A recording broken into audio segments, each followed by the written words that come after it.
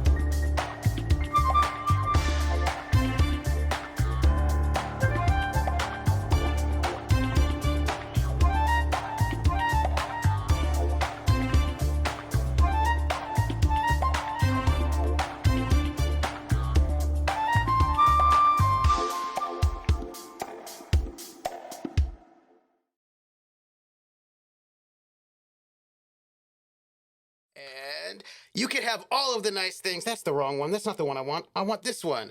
Hello, everybody. Hello, everybody out there in the audience, and welcome. It is time for our exciting 8-part miniseries, Motor City Hollow Crown, with some of the best players that you can find. Some of the players who are open, transparent, have no plots or plans, for whom Vampire the Masquerade is just sitting around having tea. And everything is just chill and mellow, and there are no shenanigans, and there is no trouble in any way at all. Yep, see? Right there, right there. That's what I'm saying. And I am so happy to have you all here. Thank you for being here. Your being here helps support the channel. Like we do this show for you all, so thank you for being here. I want to thank those of you who are watching on YouTube as well.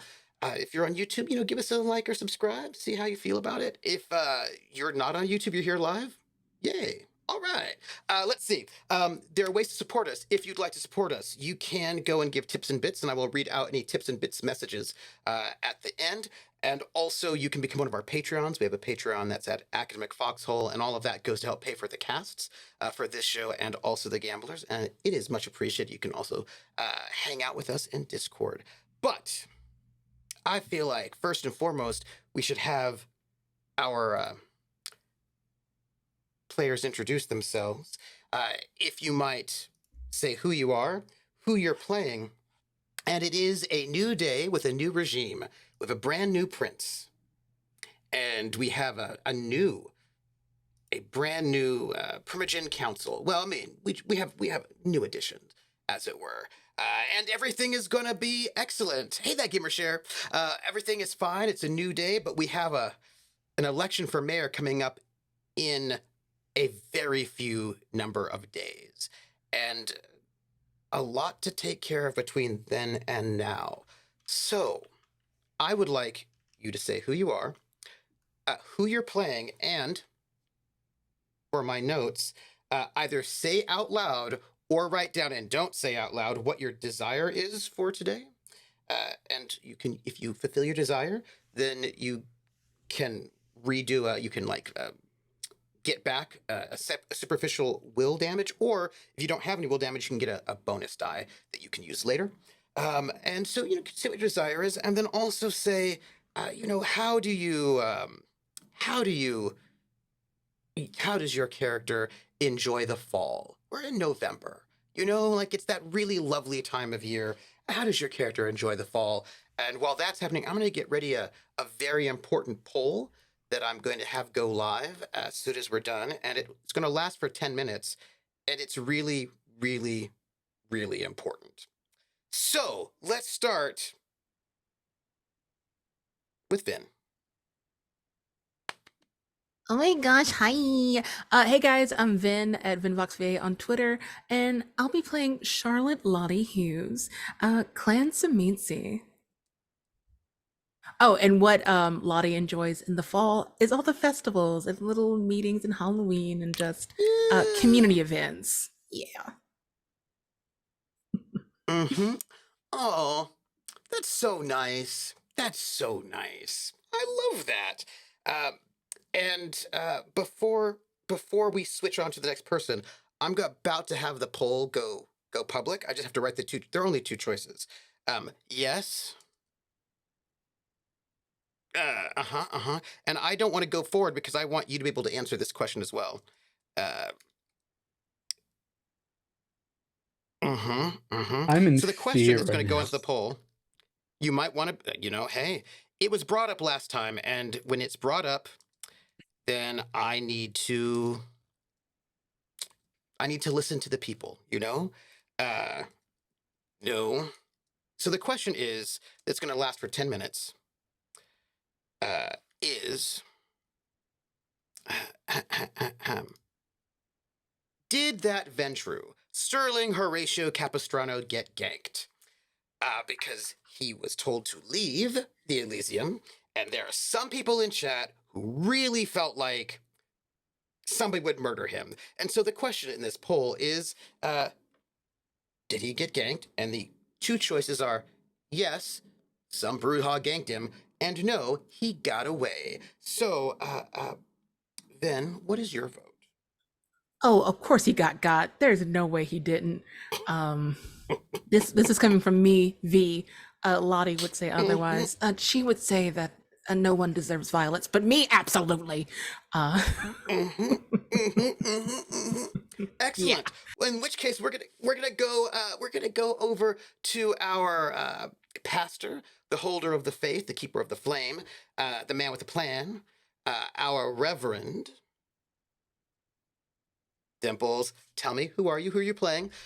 Do you have a desire for this episode you'd like to share? If you out loud, you can or you can't. It's up to you. And Oh also, yes, what do you think? I'll just spill all the beans here. Hello everyone, I'm Prince, aka Doubles and Dice around the internet. I am storyteller, do stuff. You'll find me on the internet. Look at my handle. That's where I am everywhere. I am playing Reverend Luther Cornelius Joseph. Both of us are he hims. My desire for Luther tonight is to either create a new blood bond or increase a blood bond. We'll just leave it at that. Mhm, mhm, mhm. And then as It's because far you care about as like blood brotherhood. Like it blood is, it brothers. is Like, yeah. much like Vin Diesel would tell you, it's about Mhm, family. mhm. Absolutely, absolutely. Oh, and Ventrus are very hard to kill. I suspect this motherfucker got away because I sent the goons after him. I'm gonna be honest with you. Reverend sent the goons after him. So if he survived, fine. If he didn't, Mm-hmm. I don't like Ventru. Mm-hmm. We'll make it more difficult to come back in the city. Mm-hmm. But Mm-hmm. Ventru have a way of talking That is, themselves out of shit, which I hate uh, but they're because I better do than it everyone. good. So how can it even be? How can it even They're be when global they're just chum, better than everyone? a person. The Venture like, but we're the best, so I don't know how that could even happen. Everybody loves us and wants to be us, or they fear us, they want to be us, but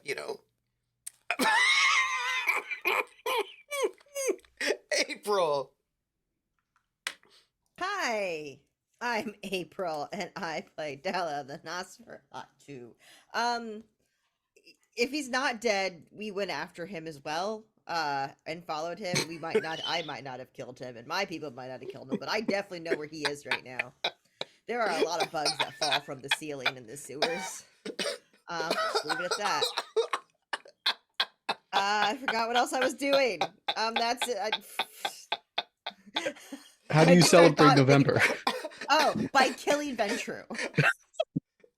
Happy fall, everyone. Oh, I didn't answer that question. The Revenant does it I by need you to praying. answer that question too. Of course, of course. I have got follow-up questions about bugs. That's cool. It's cool. The last person to introduce themselves, of course, is our brand new prince.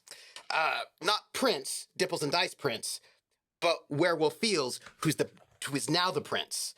They're not the same, and none of them are from Minneapolis, as far as I know. But you know what I'm saying. It's the Nordin, how are you? Who are you playing? If you have a desire you'd like to share, do you think Of our Ventru course. got ganked? How do you enjoy the fall? Just writing down first edict, maybe change title. Hi, I'm Rudy Lee, also known as Werewolf all over the interwebs. I play Qasim, whose pronouns are he, him, just like mine own, the Banu Hakim, Prince of Detroit. It's never gonna feel not weird. He likes to celebrate the fall with, a lovely little music party. He's got a collection of records and wax cylinders and all sorts of stuff because he doesn't. That's so nice. No matter what, like his persona, he doesn't drink, so he tells people to give him gifts of music, which is something I recently decided. And I'm gonna be honest with you. Oh, right, I just want to figure out what Lottie wants. That's my desire. Oh, Anyway, that motherfucker is a conquistador. Okay, yeah, I'm that's pretty true. sure He is knew. actually. I'm pretty sure he knew someone would come after him. Like 98% sure. So doubtless he found a way to slither his way out of it. Those Ventru are snakes. Not like the ministry snakes, but like never mind. Eels. They're eels. They're slimy. You are correct.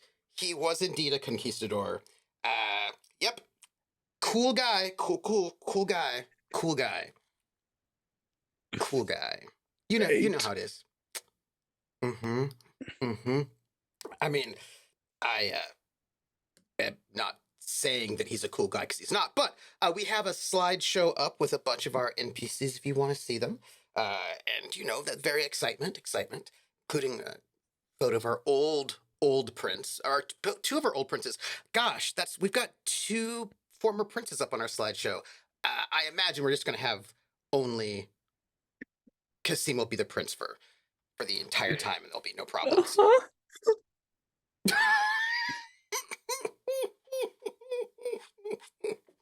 Uh-huh. How lovely. And I am troopersjp, and I will be your storyteller for this evening.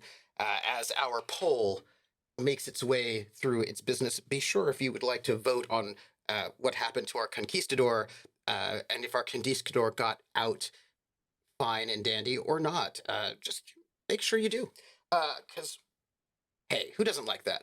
Now, it is November the 1st, 1973. It is a brand new evening, and so I have questions. And the questions I have for you all would be, please make a rouse check. It's not really a question, it's more like a request. It's a request. If you could make a rouse check, that would be lovely. And just let me know how you're all doing. Uh-huh. Uh-huh. Hmm. They fixed the character sheet, by the way. So we have a hunger 2 for our reverend. Are you at no hunger? Is Della at no hunger at all? You muted, April. I'm at 1 if I pass my rouse check, right? Okay. I don't know if you had any before. We also have a 3 hunger for Lottie. And how's our prince? Both you, Prince and Della, what is your hunger at? I should also be 3, just so you know. I don't know what I was. Oh, nice. I'm at 3, but I Nice. also need to do a rouse check for that spell that I do every morning. Mm-hmm. Oh, look at that. I'm still at 3. Okay, that's good because, getting to 4 is rough. Rough times, everyone. Mm-hmm. So, The evening is cool. There is a brand new highway cutting through the city. Somewhere across the city, in tops of towers, business people meet to discuss how to make the city a better place. In other parts of the city, the Black Vikings discuss the loss of their friend, Ronald Gaines. The mystical and mythical folks chatter here and there. All across the city, different sorts of people have business. Someone waits for a meeting to know where and when. Everyone has an agenda. Now, I'm going to ask a couple of questions. And these questions are in no way for me to stall to find out the response to that poll, taking into account y'all's votes as well, even though it looks like we only have like a few more seconds. I would like to know, do any of you go hunting? Or are you all full of joy and happiness with your hunger at this moment? Oh, as Yes. much. Oh, yeah. Also, I absolutely go hunting. Oh, I didn't know if that yes was yes for hunting or yes for happiness. I see. It seems as if, Yes by to the way, our both. vote has yes to both. It seems our poll has ended. The people have spoken. It seems I'm quite shocked to learn that it was 9 for gankingness and 5 for no gankingness. That 64% say ganking. And if we add y'all's votes to it, that's 12 gank, 6 no gank. So that's a even higher percentage now, like 66% of the universe says our conquistador never made it out of Detroit. I'm gonna just keep that information in mind for later. Also, that means that bugs have things. I have some bug questions to ask based on that information. So, let's. I mean, he had talk. fleas, but he couldn't flee. Oh! Mm. Yeah. I feel like we should talk hunting. Don't you? I think we should. I feel like hunting is the way to go. Lottie, do you go hunting? yes, she does. That's interesting. How do you hunt? Well, Lottie is a farmer, and Oh. that means she does a little biting on some woodland fellas, whatever creatures we have in the Deer City. But unfortunately, Pigeons. she has a little quirk. She's also an organivore, which means she eats organs. So yeah, we're about to go do that. There's a whole new meaning to cat So- daddy. Yeah. So you eat the organs of innocent woodland creatures? I mean, that's one way to place it, but yes. I mean, I only put it that way because it's more provocative, you know. Just because I Absolutely. like to poke. I mean, I could have been like, oh, you just go have some steak that's still alive, woohoo! Like I could have said that, but that's like less fun, you know. You know, let me ask, where do you go hunting? I think Lottie goes alleyways, back corners, looking for like pigeons, raccoons, maybe a stray cat, a rat, just things that won't be missed. Mm-hmm. Mm-hmm. What sort of neighborhood? I don't think she goes into neighborhoods per se, maybe like the back of businesses, like fast food places where those Yeah. creatures tend to inhabit. Mm-hmm. Mm-hmm. This is going to be, because I feel like we should have some roles. This is exciting. Composure Mhm. plus animal kin.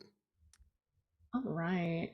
Let's see. And let's see, if you're like hanging out in maybe not the best neighborhoods, that would be like a difficulty 2.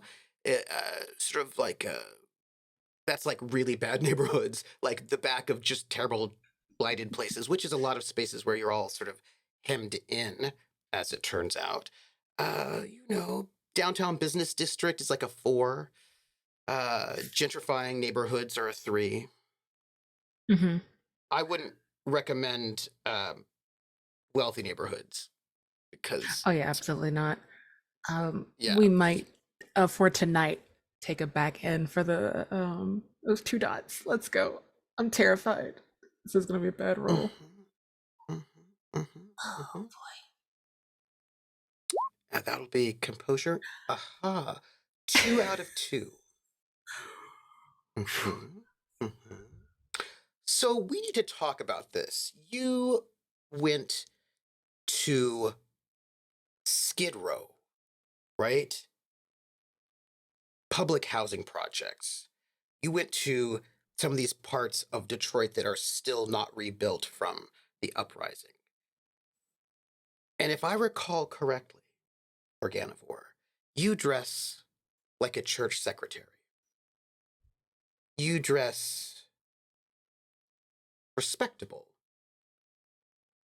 I would like you to describe for me how you go out into some of the worst parts of the city,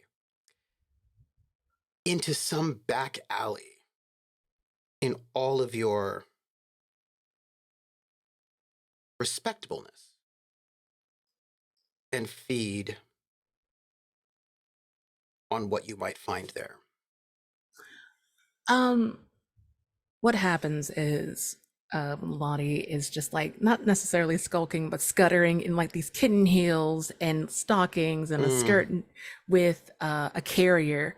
And if she was approached, she's just trying to clean up the neighborhood, try to keep animals out so people don't get rabies or bit. So it looks like a humanitarian effort. Oh, I'm glad that you care about the neighborhood. Absolutely. Especially considering that it doesn't seem as if, to be honest, it doesn't seem as if. Well, I mean, I imagine there's like sort of like an older black lady there, and who says, "Well, if only the city services would come into our neighborhoods, maybe we wouldn't be overrun with rats the way we are. Oh, baby, it's good of you that you're gonna go and do that for our community. I just wish that our tax dollars just did something." Well, we can only do our best, and I'm doing my part. Um, if I do get someone's ear, I will do my best to speak on our town's behalf because it really is just awful. Yes, did you know my cat once ended up getting sick and got torn apart by raccoons? I'd had that cat for 13 years. Oh, that's Stray my goodness, that is a shame. stray dogs running around. It seems like it's all just like no one cares. Well, I promise you, ma'am, I do care. And there are people that care. She takes your hand and she pats it. Well, by the way, I have a question for you. Since you're interacting with mortals, just curious, would you rouse the blood so you don't look like a Um, corpse? I should probably do that. Let's blush of life. I'm just asking. Like, bless your life, Oh, little absolutely. blush of life. Mhm. You do look like a human being who breathes because, you are, after all, dead. Um, you are a corpse, and it takes effort to move the blood in your body just sort of pools and sits and congeals and coagulates on its own. You have to spend time to making it sort of move through your body, force yourself to breathe, force the blood up towards the surface, rather than wherever it pools and sits when you were sleeping during the day. And she smiles at you and she touches your hand, and she feels the warmth of your hand, and she smiles at you with genuine warm affection to see someone who cares about the neighborhood and her life. And you can see that she's wearing like a coat, um, and a hat still, right? I mean, like, all the young cats aren't wearing hats, but she's still got her hat, and she's got her purse, and she smiles at you and she goes, "Now, what church do you go to?" Well, I'm currently between churches. "Oh, you should come to our church." Well, now, I know that some people want to go down to the Fourth Baptist down there, but now I go to the AME church over on on 3 streets down. And if you might come down here, our pastor's a very, very fine young man, and I have to say, he's also single. Are Oh, you well, isn't married? that a surprise? I'm not married. Oh, you should definitely come to our church. Oh, I won't keep you any longer, but what is your name, dear? Charlotte, but you can call me Lottie. Oh, Lottie. Well, that's very kind. You can call me Miss Williamson. It's nice to meet you. She smiles and she goes into her purse and she sort of takes out a little piece of paper and she writes down the name of the church and the pastor. And then she takes out a small butterscotch hard candy and she puts it on the piece of paper and she hands it over to you. And Lottie's just so touched. I do read the piece of paper. What's the church and who's the pastor at this church?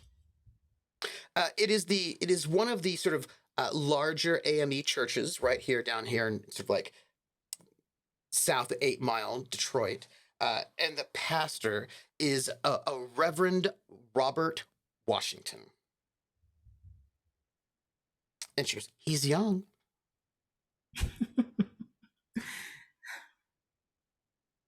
She smiles at you and leaves you to your respectable community service, which, certainly you're going to do, and it will in no way be a problem. Now, there is a large, large raccoon in the alley. You know how raccoons are. They are, and these are urban raccoons. They're large, and vicious. Um, and there's a little pack of them out there. And you certainly can lure in one. Tell me how that happens. Uh, Once our respectable missus is like out of earshot, they unwrap the butterscotch and use that as a lure. Just like crouch politely and just Mm, like have it offered and just mhm, like chittering or mhm. making some kind of noise to invite it over. And you know how raccoons are, scavengers. And this one large one just like skitters forward. And I don't think you're worried. Another sort of person, like one that's mortal and alive, might be worried. The raccoon is not so worried about coming up at all. Whenever you see like wild animals that are not worried about humans, maybe you should be concerned about them. But this one is not worried about humans and just like comes up towards this bright yellow, sort of orangey yellow, sort of butterscotch candy, and just comes right up to take it. Um, Trigger warning, graphic Mm. violence, harm against animals. Lottie takes it like the stomach and just grip it by the abdomen and take his head and twist it like a bottle cap. Mm-hmm. And it's as casual as using flesh crafting to make a large talon of a finger and slice it open like gutting a fish. Mm-hmm. And it makes a mess, of course. And it only slakes one hunger. And there's blood everywhere. What do you do about that? Well, poor thing. Those dongs are absolutely rabid.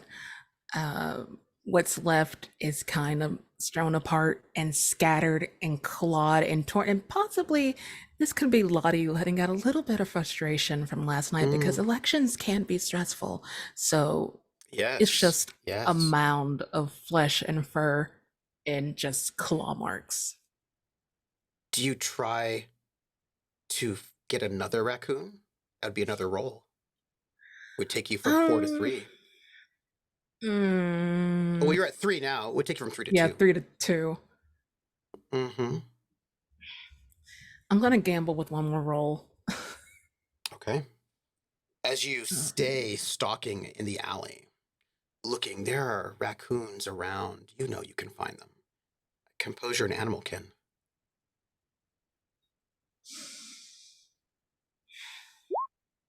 Okay, let's go. Okay. Another. You can bring your hunger down to 2. That you spend some time scouring and devouring. I'm going to need one more roll from you. Or at least let me ask you a question. How do you get out of here without drawing attention to yourself? We lost you for just a second. What was the question? Oh, how do you get out of here without drawing attention to the large amount of blood? I think Lonnie is going to give herself a couple of self-inflicted wounds, just a couple scars on their hands and arms to make them look like she was also attacked in these wild dogs, as it were. Can I get one roll from you? Can I get manipulation subterfuge? Sure. If you don't mind. Awesome.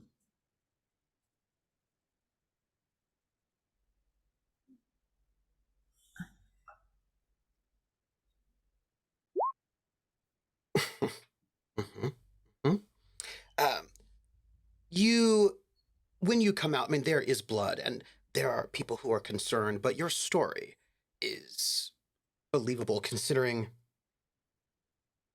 how aggressive a lot of these animals are. People believe you, but in the process, you hear about somebody getting rabies, somebody's kid gets rabies. What does it mean that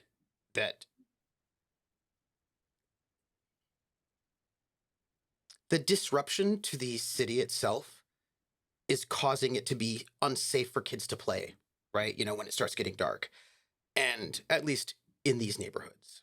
And people believe you, of course, but in the process, you hear the ways in which the neighborhoods themselves are being left. People are not picking up the trash collectors aren't picking up the garbage regularly enough, which is causing, you know,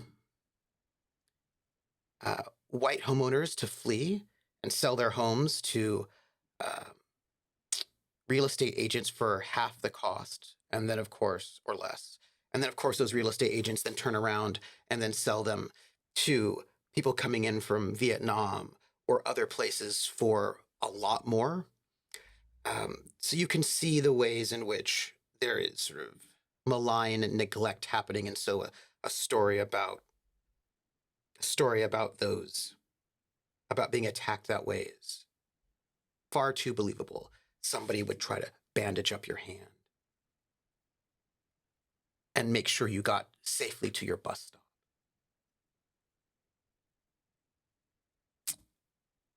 Della, do you hunt?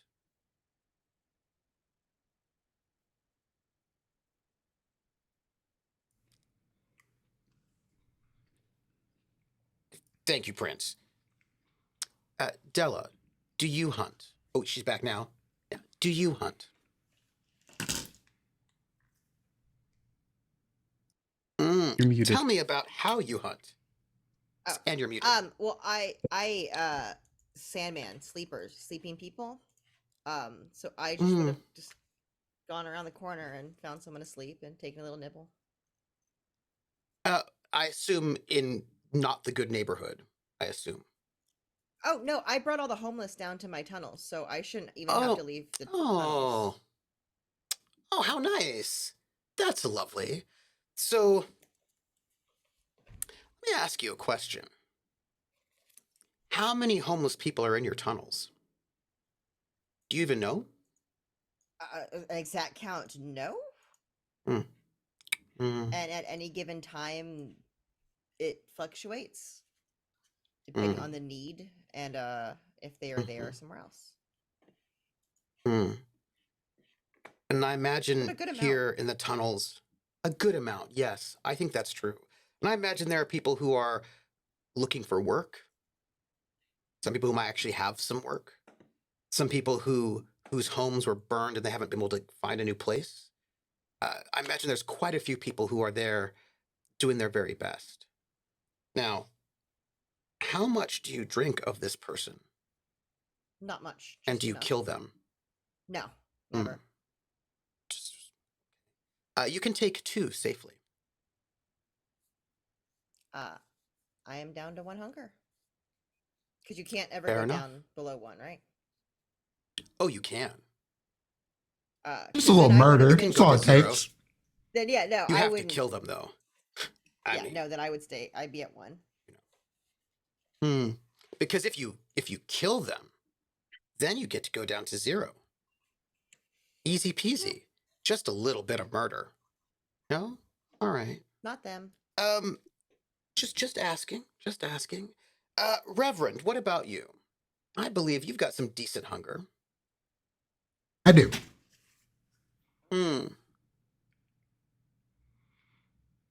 I have a very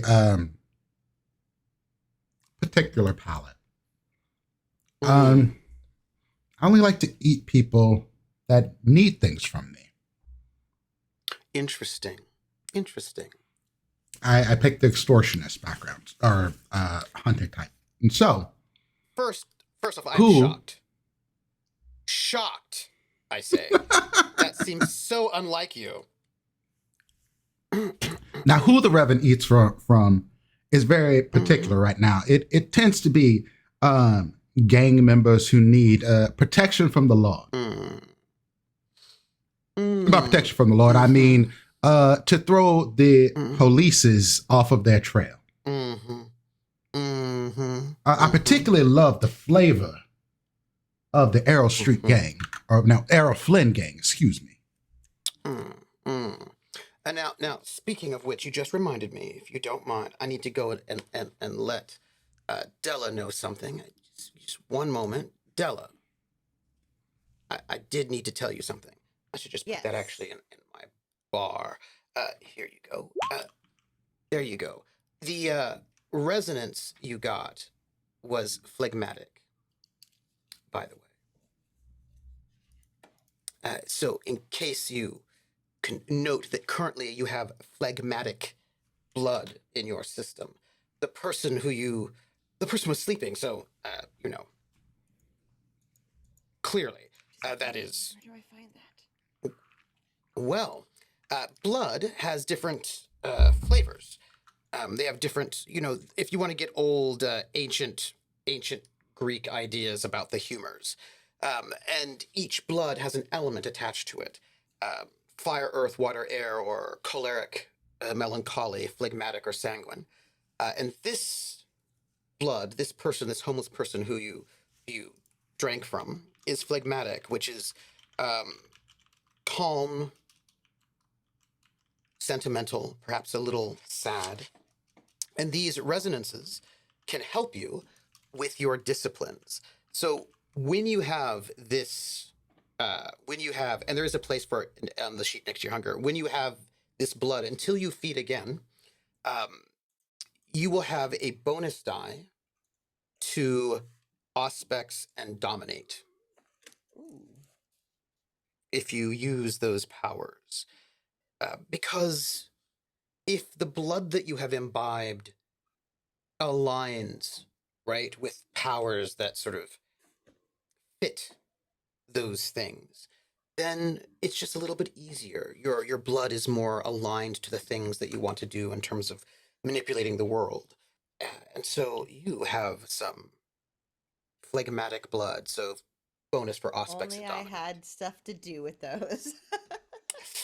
Well, maybe one day, I will also note that if you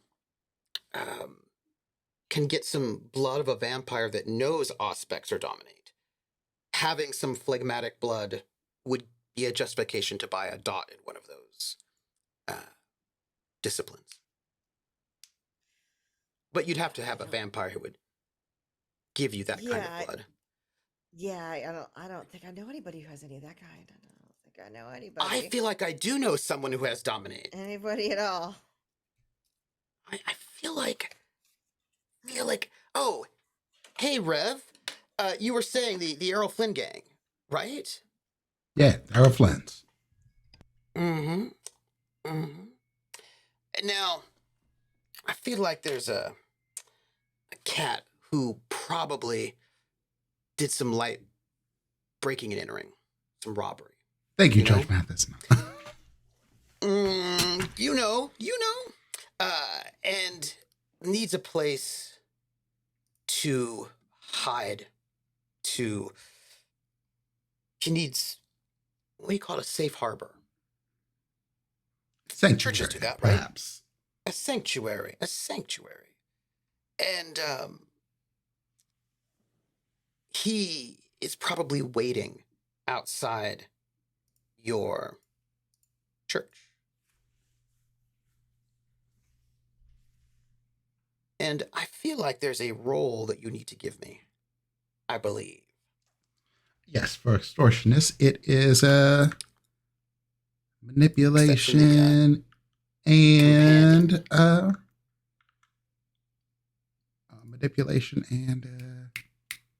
intimidation or coercion. Thank you. Mm. So let me do that for you. Yes, please. Again, I imagine you're not in the best neighborhood. You're not going over to, the rich people's town. So I imagine you're still hanging out in the 2. Although you all. Nice. No bestial. So a young man, Should be enough. right? Yeah, absolutely enough. A young man, and I'd call him probably Leroy Pascal, who's a member of the Errol Flynns. And he needs a place to stay where people will not ask questions. Hey, Rev. I need a place, if you don't mind. I got in trouble. I was told you'd be you have maybe some cots or something in the back of your church. Hang out, maybe. Of course. Just, of course. Now, I'm sure, as you know, from the things you have been surrounded by in your youth, everything comes with cost. Oh, okay. What kind of cost, though? It is very low. I'm going to just need you to come on in, get yourself nice and comfortable, and then just close your eyes. That's all. I promise you it's nothing untoward.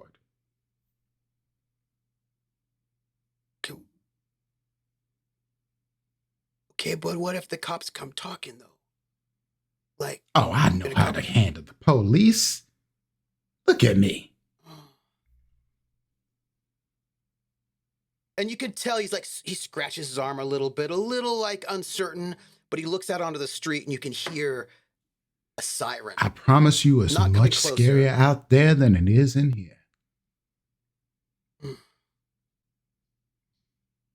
He nods and steps inside of your church. Just come on over to my Which office. is how big, how small? I have a pretty healthy congregation. I've had to move places. We built up a little bit. We usually seat around 200 for Sunday services. So you've got a lot of space there.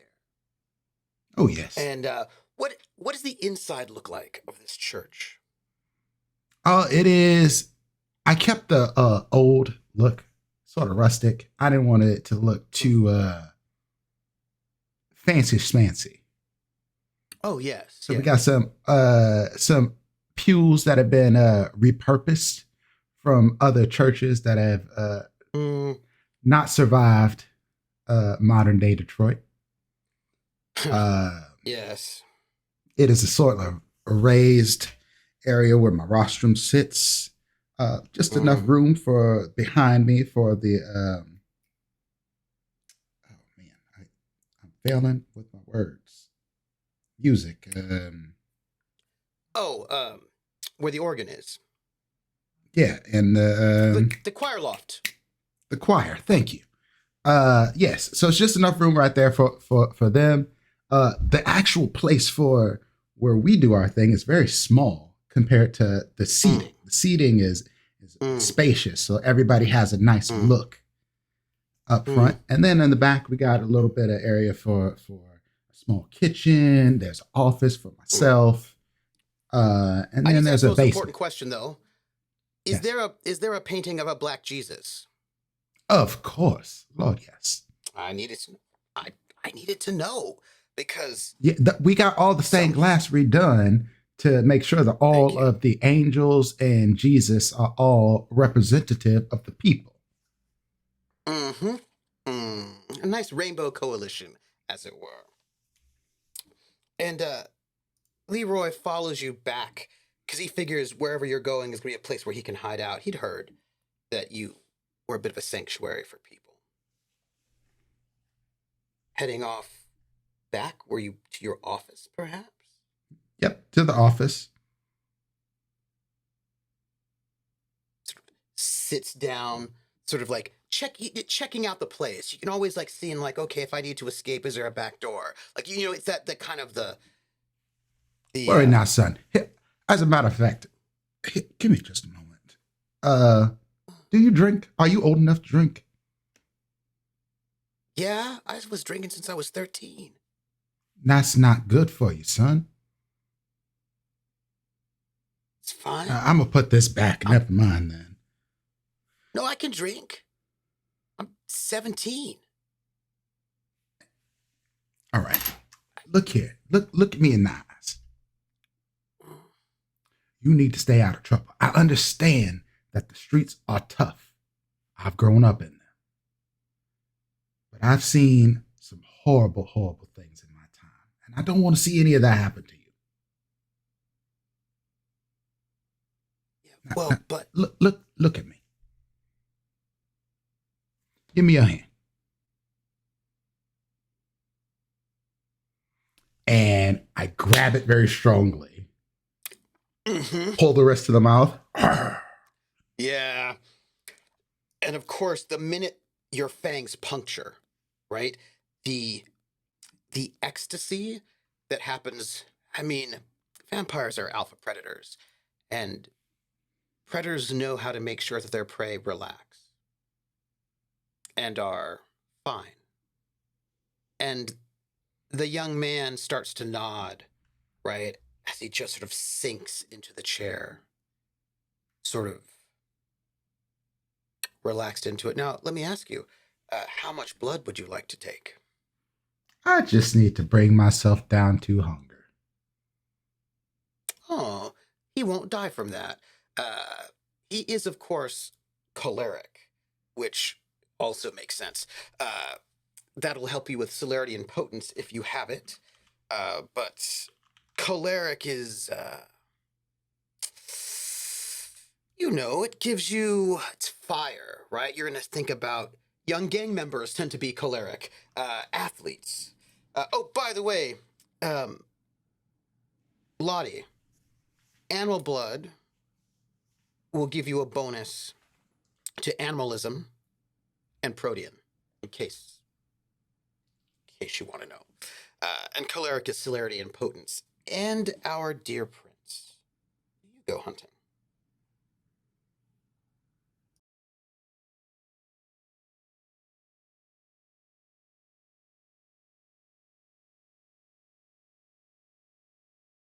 You're also muted. I'm sorry, Prince Qasim. That's not one. Sorry, I phased out of existence there for a second. I don't hunt just yet. Nice. And what is your hunger? 3. Nice. Cool. Self-denial You is an do important not. part of ritual. That's true. I will tell you, by the way, that it again takes longer to cast your ritual than you would like. So You 15 feel the minutes. magic catch. 25? 25. Oof. Mm-hmm. It should normally take about, 5, 10? 15. 15, yeah. It's about 25 right now. Oh, And wonderful.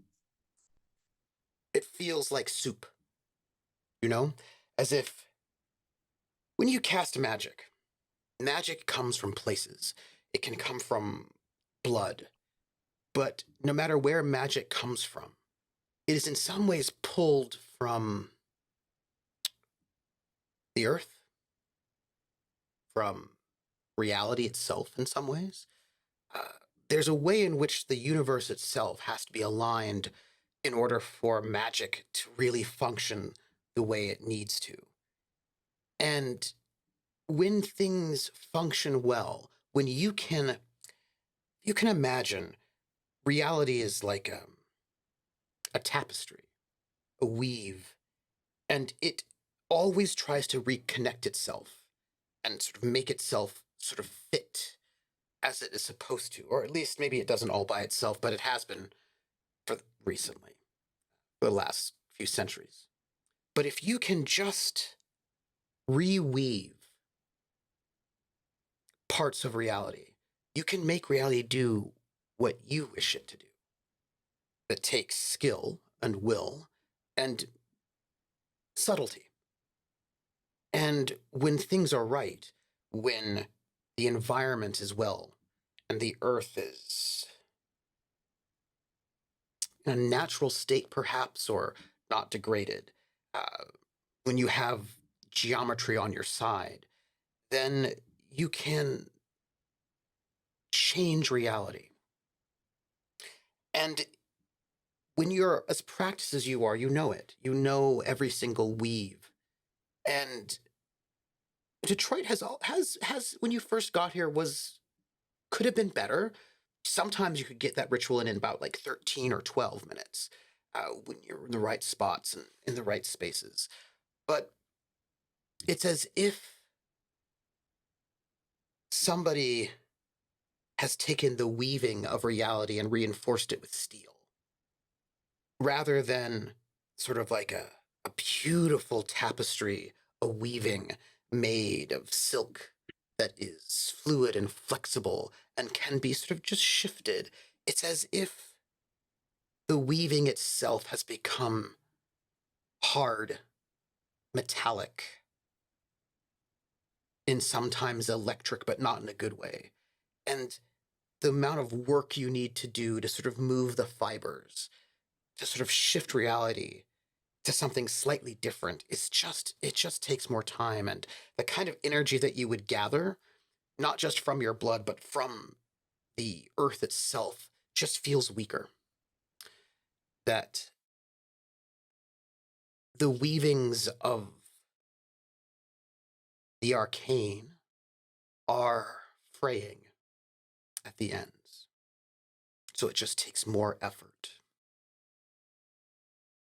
more time to make sure it doesn't reform or re-ravel in ways that it shouldn't. If that makes any sense. It does. It does. I think instead of feeding tonight, I'd like to see if I can arrange a meeting with Elena Ochoa. Yes. Let me now ask you all the question. What all do you do tonight is the first night that you haven't had a big meeting going on, although there was the request for the Primogen Council and Prince to meet Davis's friend, a lupine, sometime this evening. And let me ask you what all you do, and before you answer the question, I'm going to tell you that I'm going to, because it's your first night in charge, all of you as a group, and because the prince is not doing it himself anymore, I'm going to ask you, I'm going to give you the heads up. At the end of the evening, I'm going to ask you what you've done to help bring the city towards your side this night. And I will ask you to make a roll. Each one of you has the opportunity to make a roll to represent what you've done this night to help bring the election to your side. Or you can spend time doing things that are more personal for your own personal gain. It's really up to you what you choose, but please be aware I will ask you at the end of the night to make a roll, and I will keep a note of how many successes you as a collective have achieved. So, what would you all like to do tonight? A meeting with Elena? In all honesty, Mm-hmm. I think Qasim would want to try and have a one-on-one with every single other nominee for Prince, which, as far as I know, it's just Lottie, Luther, Della, and Sterling, I guess, would have gotten an invite. Well, that's because Roscoe didn't want it. He knows that you all wanted him to go and run, but Roscoe is not going to do it, even though, because it's cheating, really, for him to I was go about and to just say, run. I send the invite to Roscoe. Send Roscoe. I will note it. it. Mm-hmm. All of you have gotten invites to meet with the prince one-on-one tonight. Probably before the meeting with the lupine and Davis, I would imagine. What else?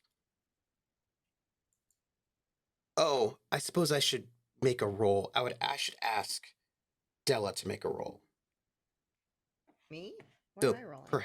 yes, I should probably ask you to make a roll. Could what am I could rolling? I ask you a question about your bugs? Okay. You said that you had them follow Sterling last I would night. have sent a bug that direction, yes. That's sort of invasive of his privacy. I'm just I asking. do not believe so because I had sent. I told them that we would escort him out of the sewers, so I wouldn't have really chased him much far out of the sewers, but I would have. He was in my home. How far outside of the sewers would you follow him with your bugs?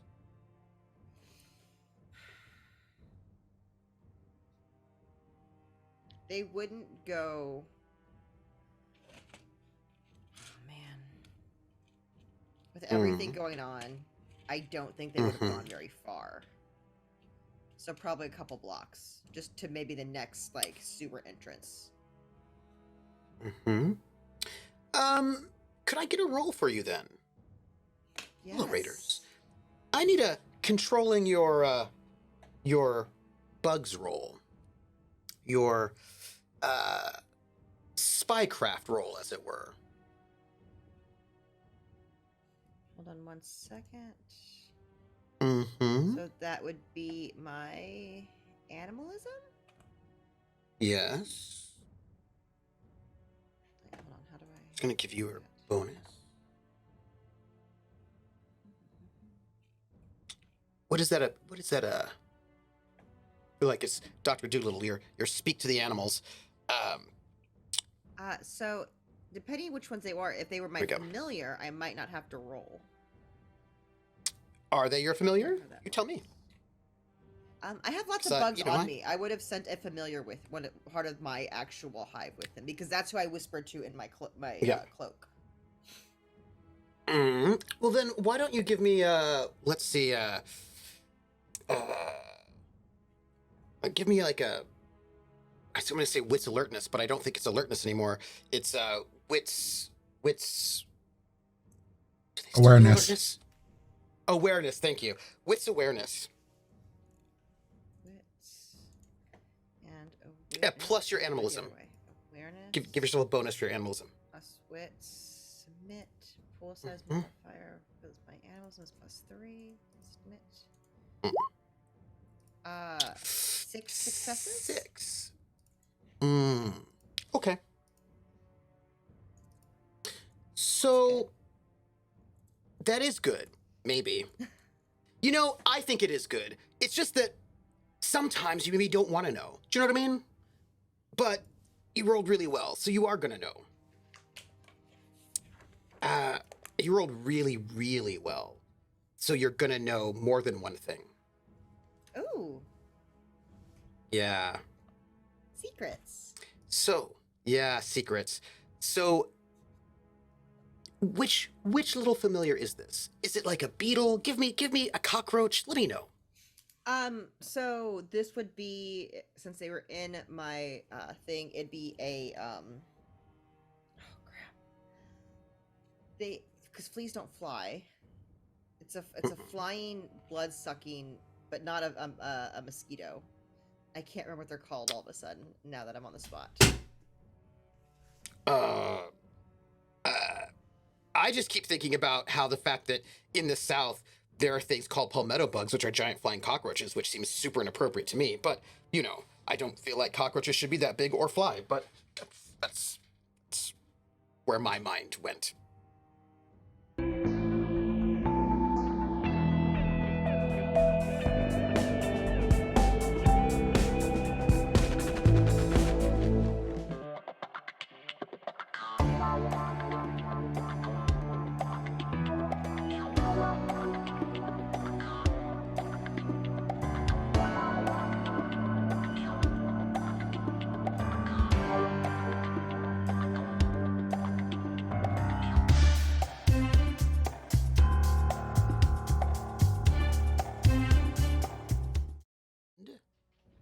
We are back, everyone. Hello, we are back. I hope you enjoyed your break and that you hydrated. My internet needs to hydrate as well, apparently. I have the good institutional internet, which has a huge, massive hub because I live in a dorm, so I've got like nice Ethernet, but apparently it's a little hot and it had to rest, you know, just a little rest. But we're back. I was about to go. I was lightly and affectionately torturing April with the build-up for what she saw because she rolled so well. She rolled 6 successes, and that means she made that by quite a lot, which means she gets to see 2 things, some of which I'm sure, all of which it's good for her to know. Do you know what I mean? All of which it's good for her to know. Not all of which she might like, but all of which it's good for her to know, especially before she goes to meet with the new prince. So, you were going to tell me what kind of bug it was. Did you figure that out? You're muted.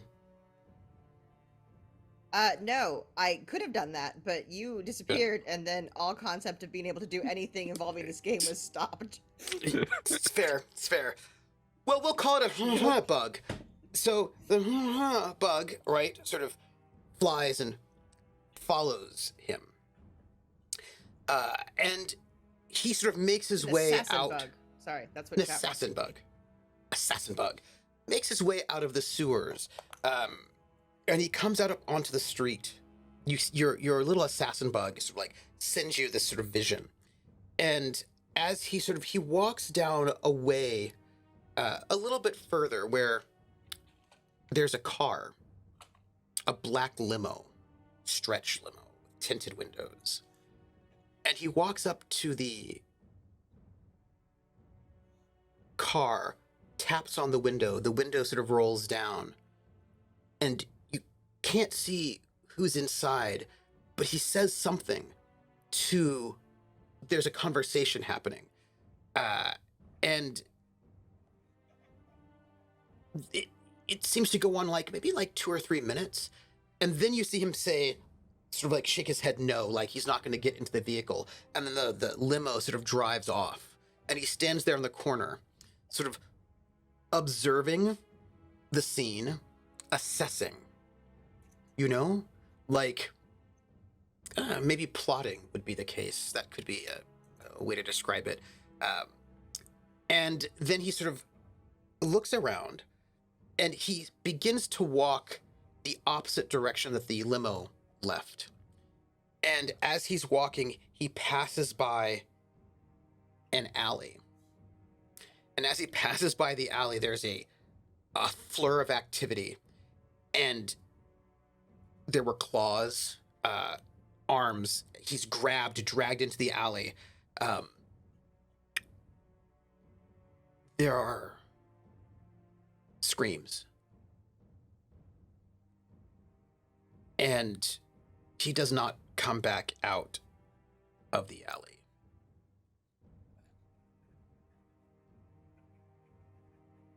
And your friend, your familiar, makes its way back to you.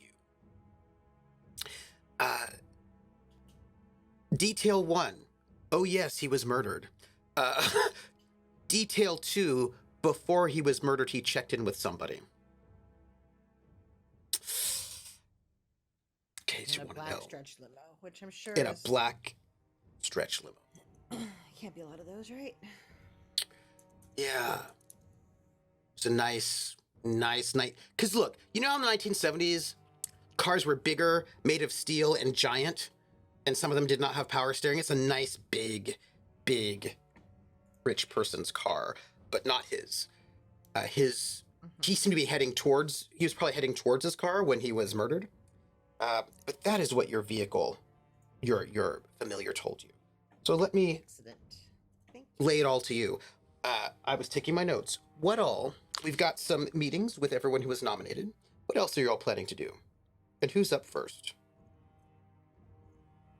I think I talked about this the last game we played, but yes. I want to go and meet with the mayor or future mayor. Yes, I am going to need manipulation and politics to get in to have a meeting with the mayor. Also, do you blush of life? But just hear me out for a second. I'm ready. What if I mesmerize someone? There's a lot of people from here to there. Do you know what I mean? Okay. To get in through all the offices. But I need if you're going to go and hang out with folks, I need a blush of life. You could, I will give you one other option. Besides manipulation politics. You could I'm okay with manipulation politics. Don't get me wrong. But the other option with manipulation, what is it? It's like a business accounting, money. Politics, finance. Because that's basically, there are a couple different ways to get yourself, you know what I mean, to see somebody important. One of them is I'm a donor, get the political way through. So yes, what would you like to do for that? Talk to me. I have a couple of things that'll play into this. So hear me out. One of the things that I dabbled into the corrupting influences is Mm-hmm. actually politics, and particularly favored candidate. I also have a lot of money. I am not afraid to do a little bribery along the way as well here. Because I think this could help out. Now, particularly for a personal candidate, and I'll put this up here. You roll a test to see how. I don't know if that counts towards this part of the story, end of story, however you want to do it. But I'm going to. By the way, there's gonna be a roll at the end of the story about how this person does. Okay, And, I figured that'd be the case. Oh yes, but I truly just will. I plan to just use my ability to actually. Could I be instead of manipulating? Can I just be more charismatic? Would that work instead? Yes, absolutely. So, as Curlin noted in chat, politics is I'm an important community leader. Finance is I'm a major campaign donor, and that is correct, right? So the skill that you're going to use to pair with charisma is fine. Is about your approach to getting in to see the mayor. If that makes sense. Okay. So your preferred approach. My approach is to really play off of my ability to rouse the people to get to do them to do what I want. I want to let him know how much of a leader I am within the community, and thus having someone like myself on his side would be incredibly helpful. So roll your. Okay, you have two choices actually: leadership, leadership, or charisma politics. One of those two would right because those are like. It's all about what is your. How do you like? What is your what is the thing that will get you in? Like, you know what I'm saying. You know what I'm saying. Yep. If you would. Leadership would also work with that one. Yeah. 5 successes. You know what? I'm gonna go crit fishing. Let me go crit fishing. I want to crit fish. You will use that willpower to reroll those two? I absolutely am. So make that 6 successes. Didn't get the crit, but I tried. I see you. So you head over to the campaign office, where Coleman Young is his campaign office. It's still it's early enough in the evening that he is still in the office, but the office itself, as you sort of move in, head over there, it has pretty good security. And there is a sense of tension.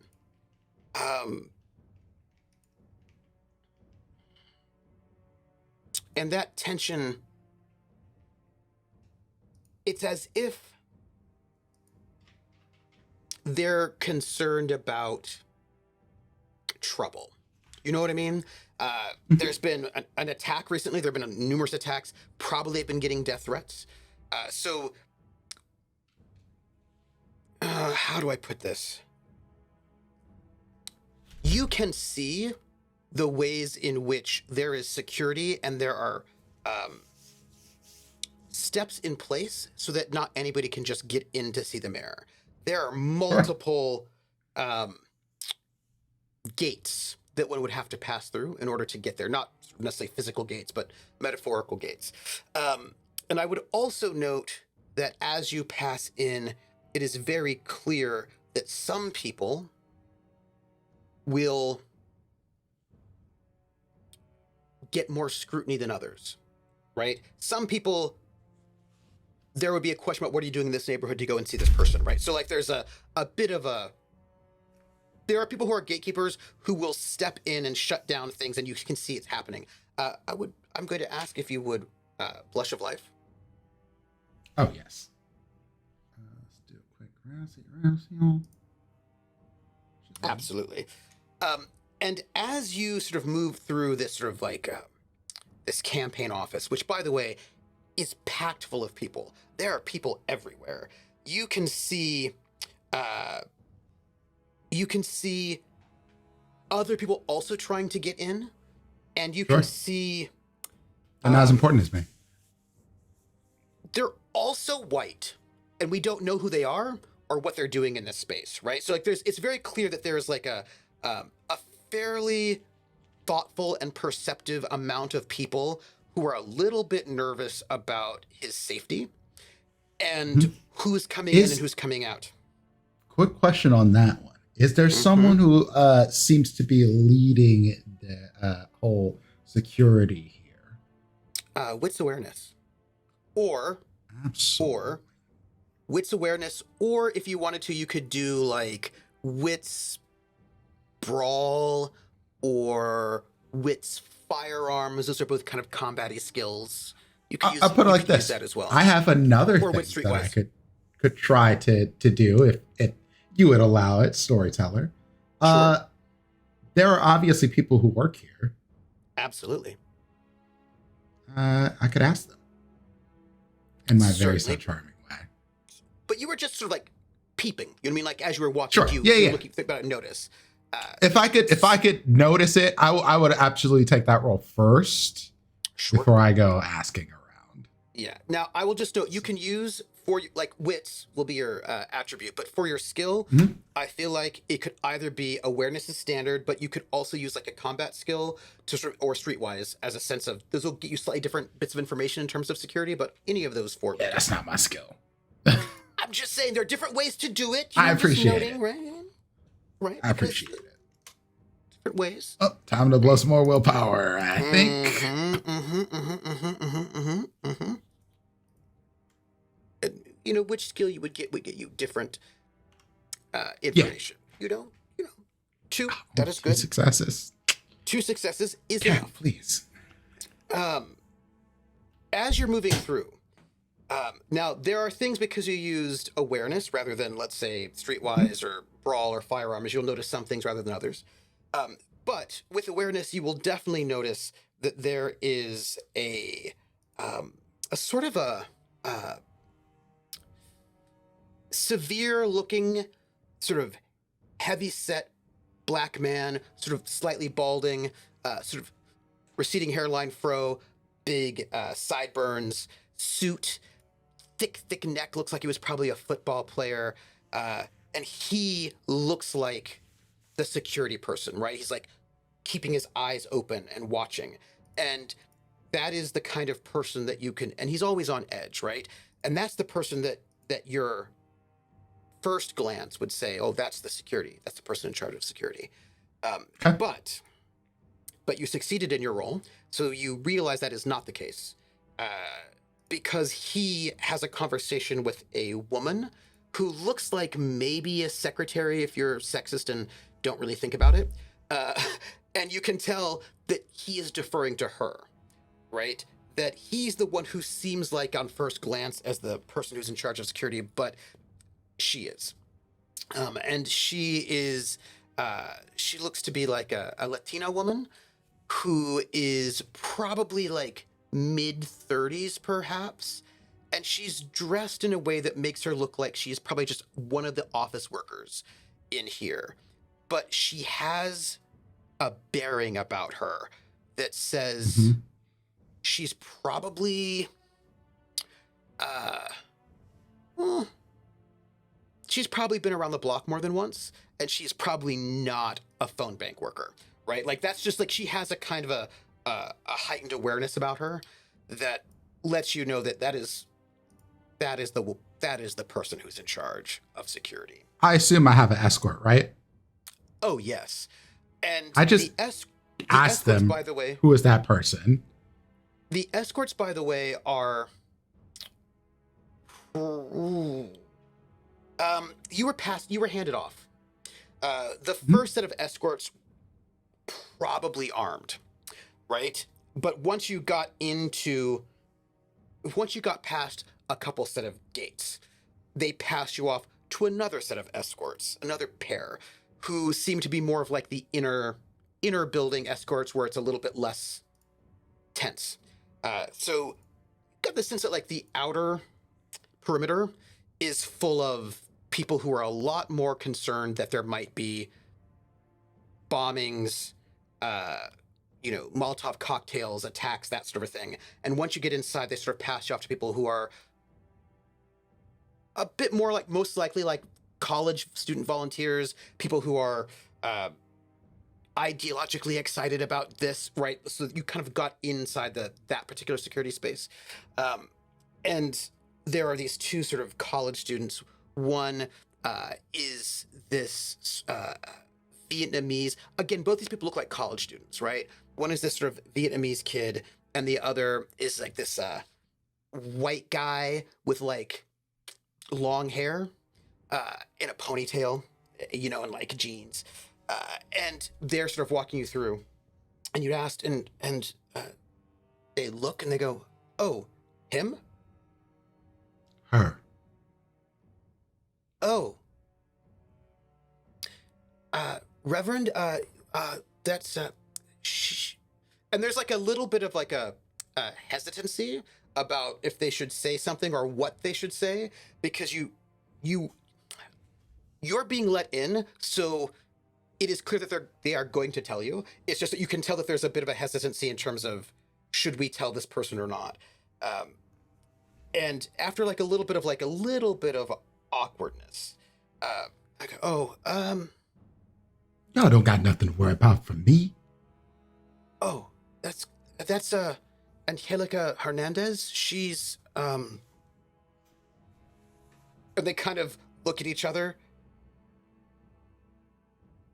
She is in charge. She's taking care of that everything's cool. She's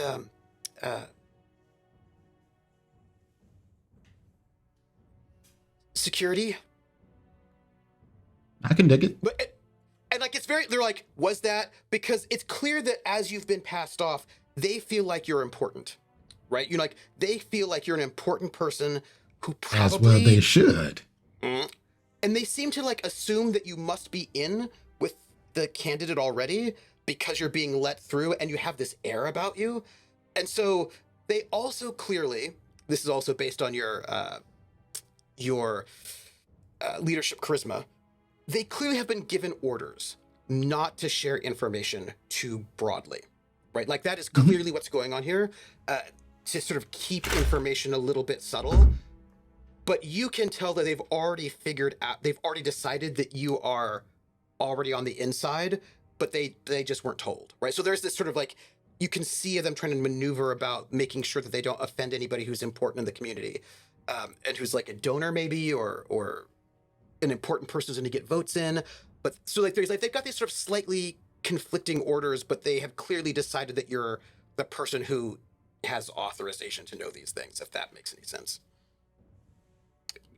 In terms of like their security protocol. And there's like a huge amount of phone banking going on, right? A bunch of volunteers are there. You can see like a map of the city up in districts, and people with clipboards. There's even there's some radios going on, right? Some television, and like it's like a fairly decent and big operation. And Angelica, just notes you from the corner of her eye as you are being escorted towards the mayor's office. She doesn't do anything, right? But she just notes who is and isn't coming in and coming out, if that... Oh, for sure. Just... And I'll add that the Reverend is walking tall. Like this is a place where I'm supposed to be. That sort of thing. Like I'm barely clocking the minions sort of thing. I ask a question because you're supposed to answer. Yes. Sort of thing. Yes, absolutely. And it is falling that way. And as you're passing, as they're moving you towards, you can hear a couple of whispers like, oh yeah, that's the Reverend. It's Reverend Joseph, right? Like little, like people clearly have heard of you. And as you're moving past, it's like you've got to get through this entire sort of like big open way, and then you've got to go down a hallway. And if you don't know where you're going, you may not easily get where you find him, right? And he's down a couple hallways, and you're brought into a door that's sort of like they knock on the door. You hear moment, and this sort of young black man, probably in his late 20s, with a sort of leather jacket and a turtleneck, looking sort of professional, opens the door, and he's got like a mustache, and sort of notes, and he nods, and you know that they have called ahead. That after you've left that opening area, phone calls have been made. And the two escorts just sort of say, "Oh, it's the Reverend Joseph." And the fellow nods and opens the door, and the escort sort of like fade back as you are ushered into this office, which is not massive, right? The desk is pretty big, but itself is like it's more like a war room, right? Like this is all stacks of books and papers, and it is all, you can hear all the typewriters and the phones, and there is Coleman Young, and he's got his sleeves rolled up. He's wearing a collared shirt and a vest, but the collar's open. His tie is loosened. The jacket's in the back of the chair, and he stands up. He was like looking at paperwork, and he goes, "Oh, Reverend Joseph, it's very good of you to come in. Mr. Young, it's a pleasure." And he shakes your hand. He's like, "Can I get you a beer?" No, Water? thank you. No, thank you. I'm fine. I came here to just to speak to you, man to man. I've been a big fan of yours, and I'm hoping that we can make this something of a partnership. I feel like my congregation could really help out with your candidacy. Absolutely. Reverend Joseph, we have heard many good things about your church and the good works that you're doing in our neighborhoods, and we appreciate any and all support. The churches are going to be crucial, getting the vote out for this Absolutely. important moment. Tell me, how can I help you? I imagine your church has needs. Well, of course, sir, but my church is in a very good place right now. I am in a very good place, and I feel like the Lord has put me in this position so that I could bring my blessings to the people of Detroit. That's good. That's good. I think right now, given our landscape, we need something different than the way things have been done Yes. previously. You would be a welcome change. I hope so. We are dealing with difficulties, as you know. The FBI, stress, attacks in our community. And this has never happened before. This would be unprecedented, and it's going to take everyone. Voter suppression is at an all-time high. A lot of people are not getting their needs met or listened to, and if we're going to win this, we need everyone working together. Absolutely. Now, I will not pretend that I am not a man of significant means. And therefore, I think that I can provide in a way that is not necessarily directly monetary, if you understand my meaning. But course. Given the voter suppression and things of that nature, I do have access to some vans, some buses, things of that nature. That would be wonderful. Would you be willing to do, I mean, if you're going to do a church event, I can come and speak at it. I would be happy to come and speak And to your that is congregation. exactly what I was looking for. That is exactly it, Mr. Young. Now, we have had some trouble here and there with the gangs and things of that nature.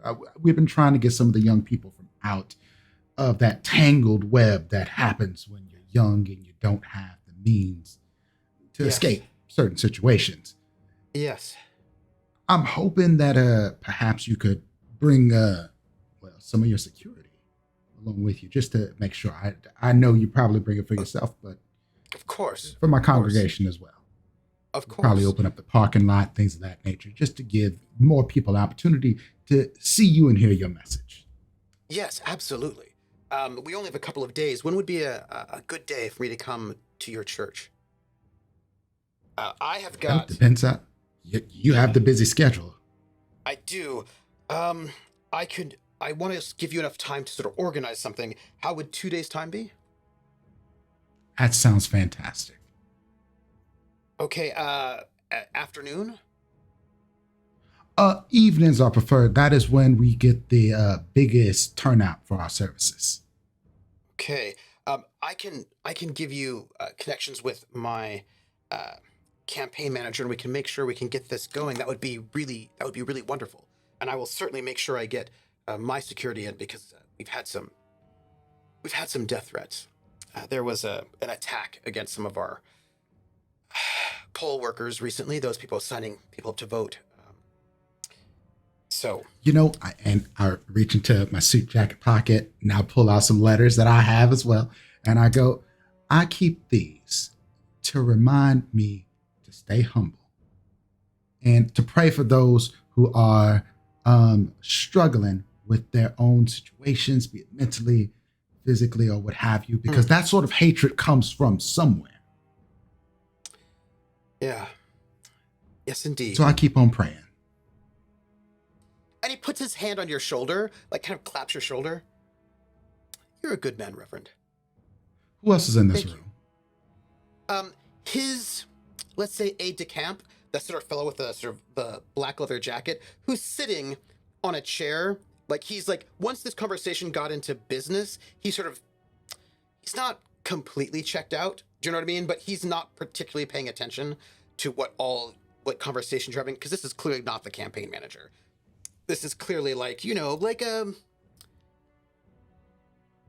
quasi-security sort of person, sort of runner, helper, who's sort of just sitting and he's reading a book, right? And he's reading a Ronald Gaines book, one of the sort of crime novels, as you two are talking. Excellent. So this is an excellent time for us to lock eyes and meet a roll for mesmerize. Yes, please. Although, do mortals actually have to defend against mesmerize? I don't know if they really have a defense against mesmerize. It depends upon if they're aware or not. If they're truly aware, like they know vampires, or if I'm trying to put them do something that is like against their nature. No, they have to know that vampires are a thing, right? That the supernatural is a thing, before they can defend against it. Don't you worry, this is a really easy peasy one for him. Yes, make your rouse check though. Yes, I am going to do my roll right here. Sorry, roll 20 is being a little slow.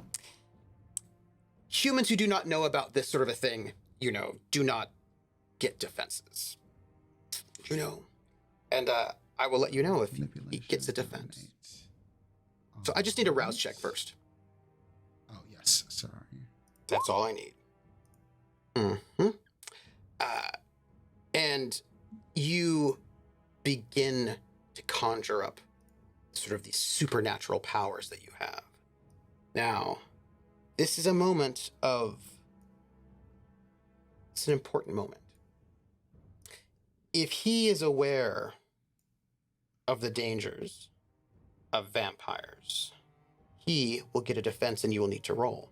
If he is not, of course, he will not get a defense and you will not need to roll. You do know that Ronald Gaines has been backing him for quite some time.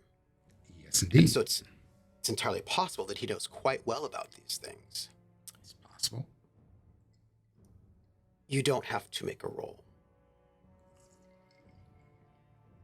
Excellent. And I'm going to use Submerge Directive. What we're going to do is I say once he arrives to the church, I need him to go back to my office grab a small vial from my desk, Mm-hmm. and just drink that. Mm-hmm. That's all. It'll be sitting right there for him in an envelope. Just once he opens the envelope, just drink what's in there. Everything is fine. Mm-hmm. Mm-hmm.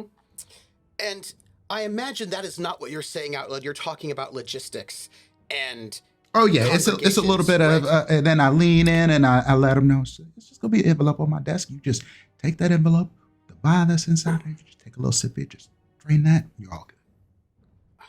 That's a great idea. That's a wonderful. It's that handshake with the you bring it in close sort of thing. Oh, yeah, yes. you know what I mean.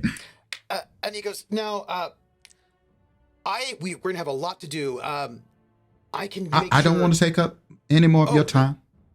Do we need what about food? You know what? Talk to my campaign manager. My congregation will whip up something amazing for you. We are very welcoming. We'll see if we can try to get the press there to get the radio. This will be. That'd be fantastic. I actually was looking to reach out to someone that works with radio, but if you already got that in hand, that is fantastic. Well, I mean, we can try. We're getting some pressure. Some of the major TV stations have not yet covered us as much as we'd like. We're mostly getting independent. Yes, it's actually quite strange. There's been something. We had better coverage just in the last 3 or 4 weeks. All of a sudden, it sort of dried up. Don't know why. I'll see what I can do. Yeah, there was the head of the local TV studio, the TV station. He just out of nowhere retired and was replaced with someone else who's not been so friendly.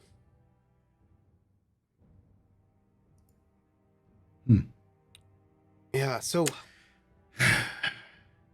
we can at least get some radio. Have to go other means, radio, paper, things of that nature, and maybe we can even get on I don't know, public broadcasting or something of the sort. Maybe we're looking into it. We don't know why this new guy's got something. Well, we can guess why he's got something against us. I have a pretty good inkling. We'll get there. Reverend, it has been wonderful to meet you. Thank you for your time, Mr. Gaines. I appreciate it, and we'll be in touch. Absolutely. And he smiles, and the fellow with the leather jacket, right, just sort of like notes, like clock shows you're walking out, just like, oh, this seemed to have all ended well. And he sort of gets up to walk you to the desk, and as he opens the door, he looks out into this big, it's like down the hallway, and your escorts come back. They're 2 different escorts, which says to you that, again, this is where, like, who has time, right, in this moment, right? And they are like, oh, Reverend, so I hope everything's, and like they hand you the card of the campaign manager, and you can see you can hear sort of police sirens in the distance, and you can see people sort of, it is like a massive organization that seems to be a lot of students, a lot of churchgoers, a lot of hippies, activists. Probably a few from my congregation up in here.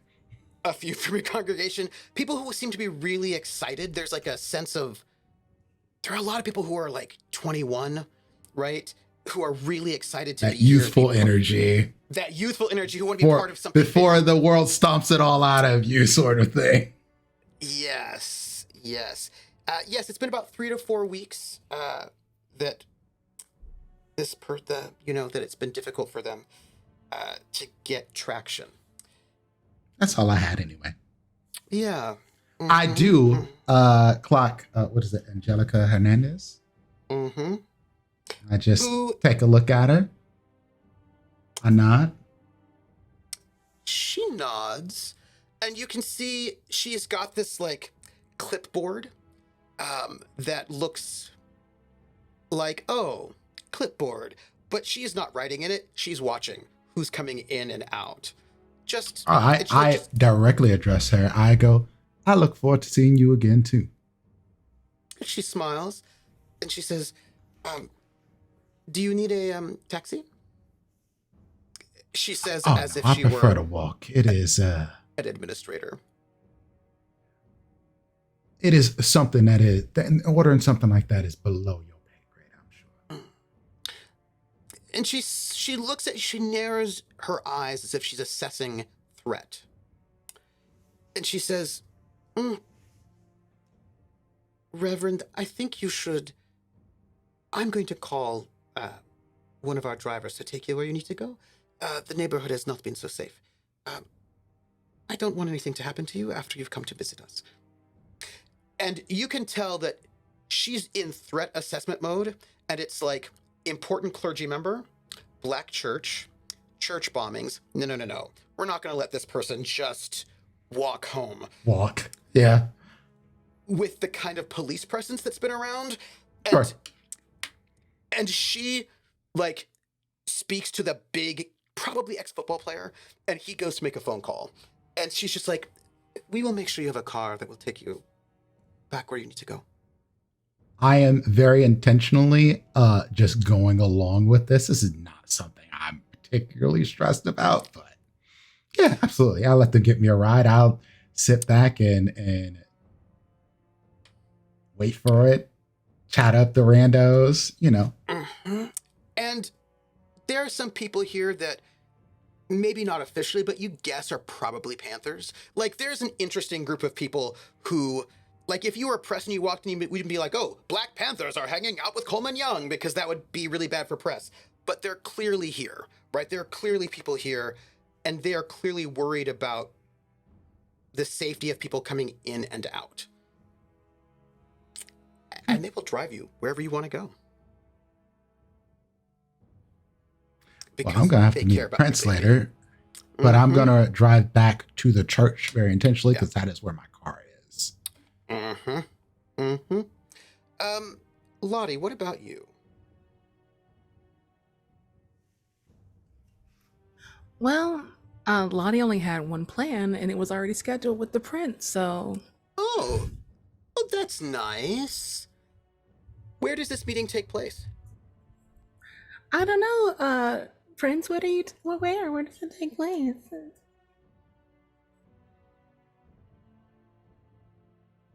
You're muted. Yeah, I was for dramatic effect. Probably in the same room we met that first night, in the second floor to the restaurant, primarily to prove that this night the prince will not die, even though it's hanging out in the same place. Fantastic. I'm going to just chat and the universe. Please note that Bao, the Keeper of Elysium, notes this. And just notes that you have returned to his restaurant. And it is noted. And he is very pleased to see you. And of course, he does everything he can to keep security.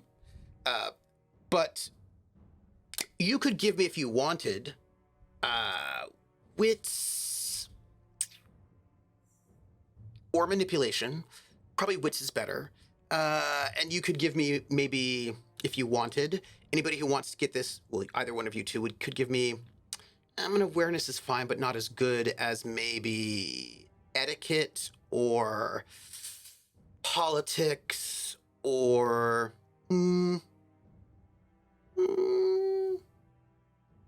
politics, etiquette. I suppose you could do awareness, it's a little weaker. Insight would be actually good as well. Any of those would be good. Insight and wits it is. Or leadership. Any of those would get you something. I'll take wits awareness.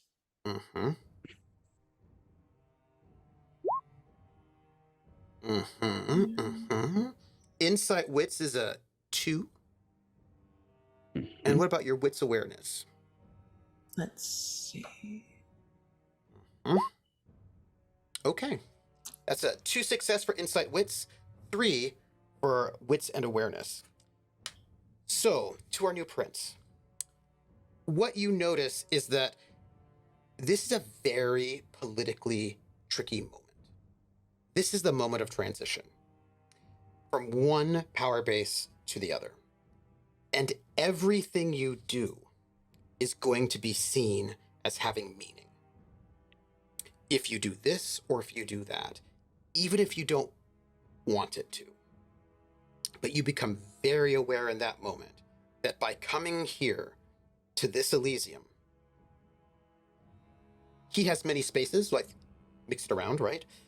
By returning to this space, he knows that he is still the keeper of the Elysium, right? In this act, he has not lost his job.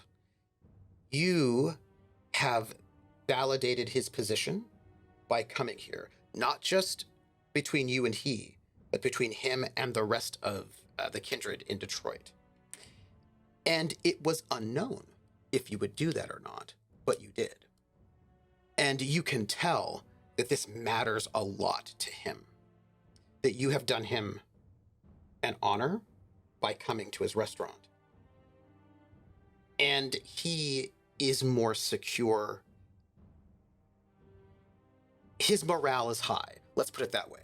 And that will do good things for the kindred that he has influence with, right? Like, so in that sort of moment, he is going to talk, you know what I mean? Like, he's going to talk. And this is going to help calm this sort of section of kindred that he knows and has influence with. So it's a moment of, and it's nothing he doesn't say anything besides do his job sort of officially, but you know that what you have just seen is that you have done something important that is going to help keep at least this section of the city in a good space by supporting him and vice versa. And Lottie, what you see is, it's an interesting thing. It's not just what you see, it's what you don't see. What you see, of course, is everything you saw before. All the people are there making noise, chatting. But as you're sort of moving up, you see new locks. You see a couple of, how do I put this? Fry cooks who are exceptionally muscular, just hanging out near wherever the door would be to take you up the stairwell to that upper floor. There is clearly more security here than there was before. You don't need that many fry cooks. And the fry cooks are not in the kitchen. They're all, so like, it is a space where you can tell that there has been a much bigger, like, and it's, with that 3, everything is spick and span. Like, the doorknobs have been polished. Everything is completely clean. It doesn't, if you don't pay attention to the little details, maybe you wouldn't notice, but he has made sure this place is beautiful in its own rundown, not obvious way for the new prince, right? There has been a great deal of effort done to make this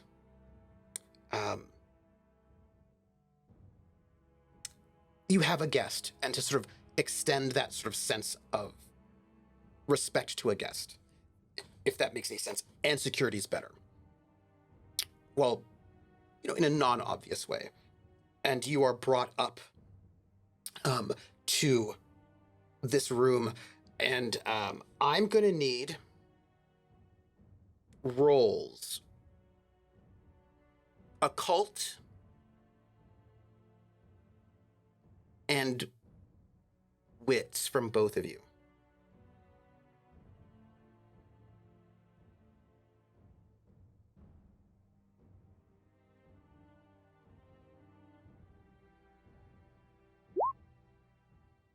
Mm-hmm. 1 out of what you would need is 2. 1. Neither one of you notice anything weird there, but you are brought into the room. And Bao, by the way, just sort of checks out the room, makes sure everything is cool, right? Just like gives it a look. Do you need anything? If there's anything at all that you need? Some green tea would be nice. Oh, I'm perfectly fine, thank you. Of course. And he sort of nods and heads out. and it won't be too long, actually, before green tea service is brought up and set. And he says, I will stay on the outside so you can have privacy, but if you need anything, I will be right within earshot. If you shout. Thank you. Not within earshot for quiet. And he just sort of like backs Understood. out. Because he was like, nope, I'm getting awkward. And he just sort of like backs out and shuts the door so that you were alone in there. Tea? No, thank you. Qasim makes a show of pouring himself a cup and drinking it, just sipping it slowly. Well, that's nice. So, should we get to the congratulations or groveling, or can we speak candidly? Candid, but first I have a question. Well, of course, I'm going to say congratulations, Oh, regardless of what you answer. I suppose I should which- thank you. Okay, why are you thanking me? For congratulating me. Oh, okay. I misunderstood that. Candid. First question. I noticed this last night. Is it Charlotte or Lottie that you prefer? Whichever the prince prefers. Bullshit. Try again. Lottie is fine. Lottie it is. I would like to sincerely apologize for disturbing your plans. I think, if I've guesstimated appropriately, that you were said to be an ally of the possible Prince Joseph when that came crashing down. These are very strong words, They're Qasim, not. if I may. I will say that I wouldn't call it alliance, but more... how do I say this without insulting you? There is nothing you can say that will insult me. Then a more fitting replacement.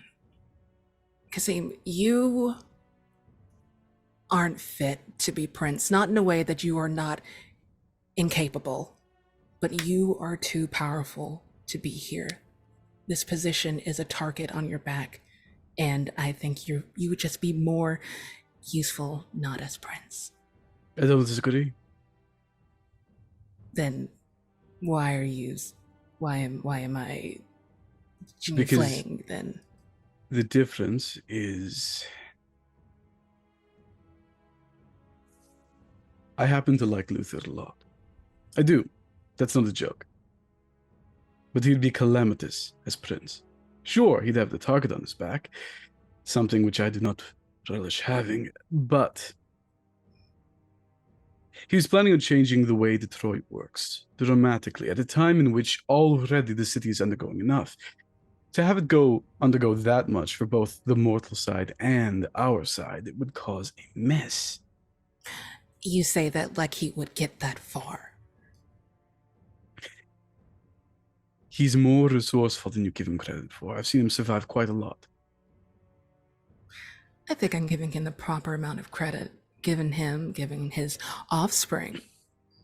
I should ask, what did he offer you? I have an idea, but I want to hear it from Oh, you then first. by all means, you are probably right. We don't have to say it out loud, do we? So the question is, what do you want? I want stability. There are horrible things happening outside, and I worry, and I'm not one to make big moves or big plays or even be the least bit gluttonous, surprisingly, of my station and clan. It's just, I can barely stomach it. He had one good point last night. I will need... never mind. I would hope for a herald. And I'm wondering if you'd be akin to the proposition. Someone to talk for me in cases in which I could not just do it myself. And that way we shift the burden between us. Basically, there'll be less of a target on my back if I'm the only one talking to everyone else. If I'm not the only one talking to everyone else. Plus, there is going to be a point at which somebody calls me in from being undercover with Vice Squad or tobacco and firearms or whatever I'm doing nowadays.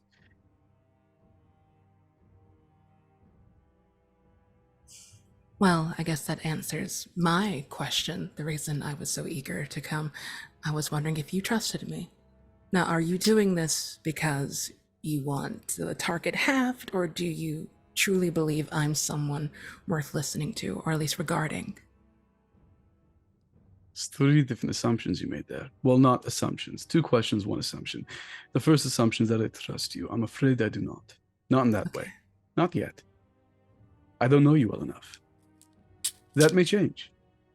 But I do believe this is well suited to your hands. And these nights, we have to learn to trust each other, at least try, or we'll all fall one by one by one. I think you're suited because of something I heard the other night, but something that I've heard from multiple other people. You used to host a jazz club? It was my father's club. I was Mhm. his eldest daughter. People assumed that it was going to me, my sire included, assumed that the club was going to be up under my control before he burnt it all down, killed my family, and embraced me. Who knew? But I used to. I would know the mechanics and the workings and such. The darkness also inquired about the jazz club. Which year was this? It was around the 10s and the South, I want to say Tennessee, if I remember correctly. It wasn't that long ago. So just before Prohibition. Yes. What happened during Prohibition? Did you Too move to much? different clubs? No, I left. I was drug up here with my sire, and he was running for Primogen, and you know that I did some less than savory things to assume the position and say farewell. This is what I think. I think you're well positioned to, if not host a club, at least host other visitors like our friend Sterling last night. I think that you know how to glad hand better than I do, and I think that having you fall into my side so openly would dismiss any concerns that the city is divided into. Okay. I have another question. Why not Della? This seems so Della-y to be Harold. I have other thoughts for Della.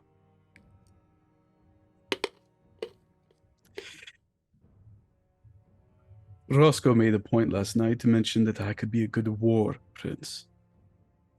We have a velvet scourge. I'm thinking we might need a real one. Oh, I see. And of course, I would much rather be surprised in whatever you have for our dear Reverend. So, I graciously accept your offer to become a Herald of Detroit. Honored. Of course, of course. So why did you vote for Luther that night? Like I said, some people deserve a target on their back. What did he do to you? What did he not? The way he flounces and preaches scripture and keeps an army of children. Everything about him just makes me so joyous. I see. Do you have any questions for me before you go on? Anything you've been dying to ask? We don't know each other very well, which is quite surprising, but I guess we walk in different circles. Well, we have enough time, and we are the court, which is very surprising to say. So we'll get to know each other, I promise. In that case, I want to know your assets. I mentioned, well, our dearly departed last leader asked you about assets. I'm asking again. Have things changed in the past 2 nights? I honestly haven't had time to turn or make any machinations spin. I do have some pull with the local offices, the post office, and a little pull with the university. So use me as you see fit. With the post offices? I'm thinking that in that case, we could join some of our friends in supporting the voting movement. If you can make sure that we have a bunch of flyers to give away to, well, inhabitants that are more likely to vote for Coleman Young, remind them that this is a good, important thing. Perhaps we can sway more minds. Of course, I can speed up or slow down any paper trail you like. Slow down. Absolutely. In that case, I would like you to find out who our dear John Nichols is talking to. Okay. And thank you for coming. Of course, thank you for having me, Your Highness. Don't call me that. In fact, I'm doubting I want to be called Prince at all. It seems like a lofty title for something so annoying. Whatever you say, Your Highness. And Lottie leaves. Quicker than I thought it'd be. Bo, if you can find Elena Ochoa for me, add her to the list tonight. Of course. Is everything all right? No, it does not. And he nods to go and get the next person who was called, which I think is Della.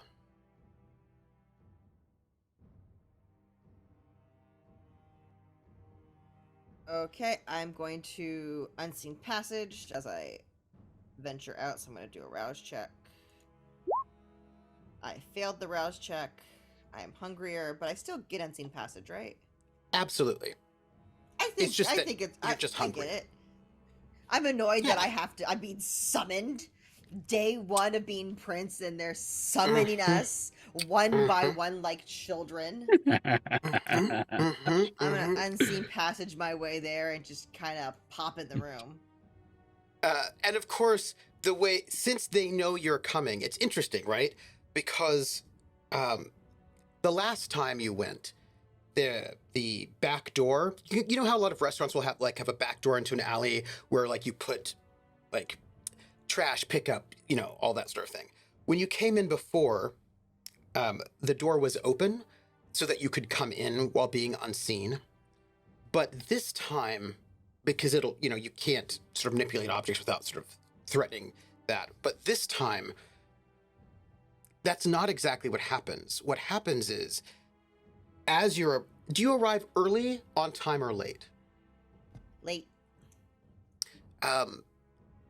The door opens, somebody comes out to get a smoke break right about the time you should arrive. So there are people in the alley, mortals it seems, who are, the security is better, is what I'm going to just say. It's a little bit more, perhaps a little bit too much, but things have not been great recently. And so this person comes out for a smoke break, and leaves, sort of has the door open and is off to the side and is going to wait until they get a signal that you have arrived, or that it's okay to close the door, if that makes any sense, as you sort of make your way up. Yeah. And the doors are opened about 5 minutes before you were supposed to arrive, and kept open until the prince gives the signal that it's okay to close them.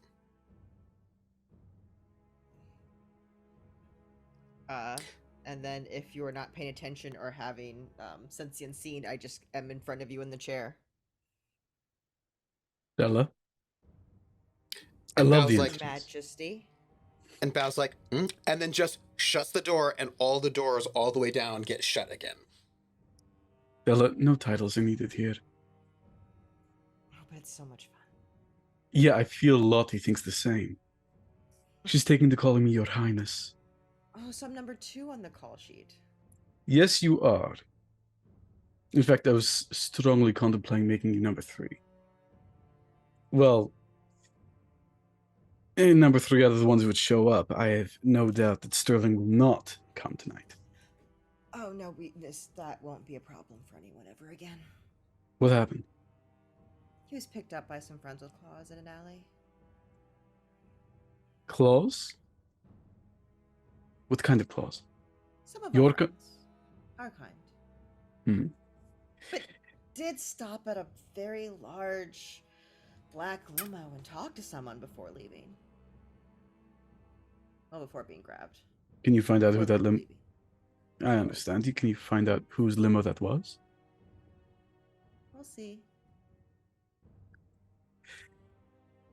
So I've asked you here tonight, basically to ensure there's no bad blood, which is the... Some of these idioms, they do escape me. Bad blood, hard blood, cold blood. Which one is it? One of those Bad between us. blood. Thank you. Is there any bad blood between us?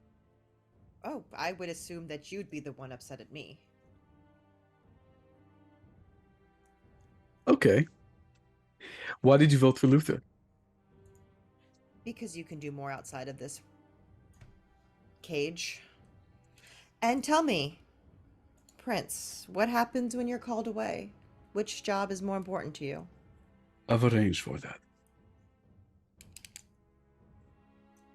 How long can a prince be gone before they're no longer prince? Well, I am hoping that after Coleman Young is made mayor and John Nichols is no longer a person of interest, I'll retire from the police force. Maybe I'll get shot in the knee. I hear that makes a lot of adventurers quit their jobs. That's the idea. Or I could return to other pursuits. Caspian was notoriously a slacker back when he worked in Jersey, so having his title now, screw up enough times and they'll fire me. I should hope. In any case, do you really think Luther would have made a better prince? Because that's what was for debate, not who's useful outside the room, but who's useful inside it. We all have our issues with Luther. But Luther has yet to back down from a deal or show for any reason they should not be trusted when given the trust. I don't say we trust him very far, but I do believe he wants some niceties are better for people. So what deal did he make with you if he doesn't back down? Oh, I have no deal. I just know the man who has done things for us before. Hmm. In any case, the cards came as they came. So, I will need your help. And what can I do for the prince? Oh, fuck off with that. It'll stop being fun in a day or two. Formally, I want to declare that you are the Scourge. Not the Velvet Scourge, we already have one of those. Billie Jean's very good. But I was about to say I don't want that. technically speaking, you'll work with Fatima, but that's not what I really want you to do. And what do you really want me to do? I want you to keep an eye on who's entering and leaving the city. Sterling took us by surprise, and I don't like that. Not I agree. mortals, our kind. I agree. There's too many of our kind wandering around without making their presence known. Not to mention we still have one missing prince out there. You know, I met him. Which one? Whitney. 1 year. 1 year we spent together, and that time I detested the man. He was a blowhard and weak in a way that I cannot describe. However, one thing he was persistent. Which means if he comes back, he will not rest until we're all deposed or decapitated. Or both. Well, at least some of us. If I were to put money on it, I would say that our friend Sterling was likely sent by Mr. Whitney. I wouldn't be surprised if he turned out to be in that limo you saw. Sadly, I couldn't get a good view, but I'm very curious on who would be reporting to. Maybe we need to get you like maybe a house cat. They can go around anywhere and they can peer into things a bit better than your average cockroach. You just hear kind of a buzzing and a shaking of the cloak. Not a good idea. Understood. What would you like from me? I don't intend to be prince forever, I'll be honest. But in the time I am, technically speaking, you were one of the people nominated to be prince, although we know that's just because you got the short straw. However, if you were prince, you would have changed the city. If there's anything I can do, you should let me know. I'd make sure all of our kind have an equal say, or at least the chance to have an equal say if they wanted it. That is the plan. I did not like the offer of seneschal that was given to Lottie last night. I trust Lottie. I do too. Well, not really. I trust her within means, but she confirmed it tonight. She confirmed that she was likely going to be seneschal under Luther. That concerns me. Not just because Luther centering power around himself was an idea. Of course it was. He is who he is. The man practically is a cult.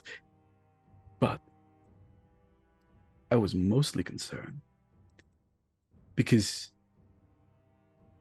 Lottie lost out on being seneschal.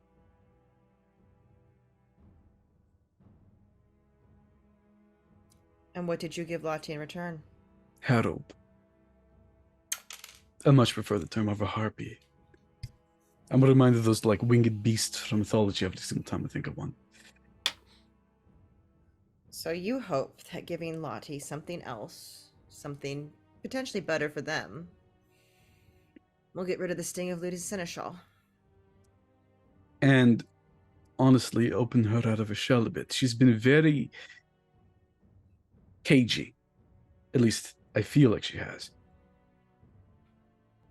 Deli, the closest thing I have to a best friend here. I'm so sorry. Thank you for your condolences. I need to know I can trust you. I know you didn't vote for me. I accept the reason why. I take no offense to it. I'm glad. There was no offense given. Do I think you could do a great job? Yes. Do I think you can do so much more not held here? But that's your choice. We can call it a regency period. I'm holding the throne for now. So are we starting a war? How many scourges does a prince need before we know a war is happening? It's a cold war. Quiet for now. But it will ramp up in time. I think one will be enough. At least for now. With you and Billie Jean, hopefully we'll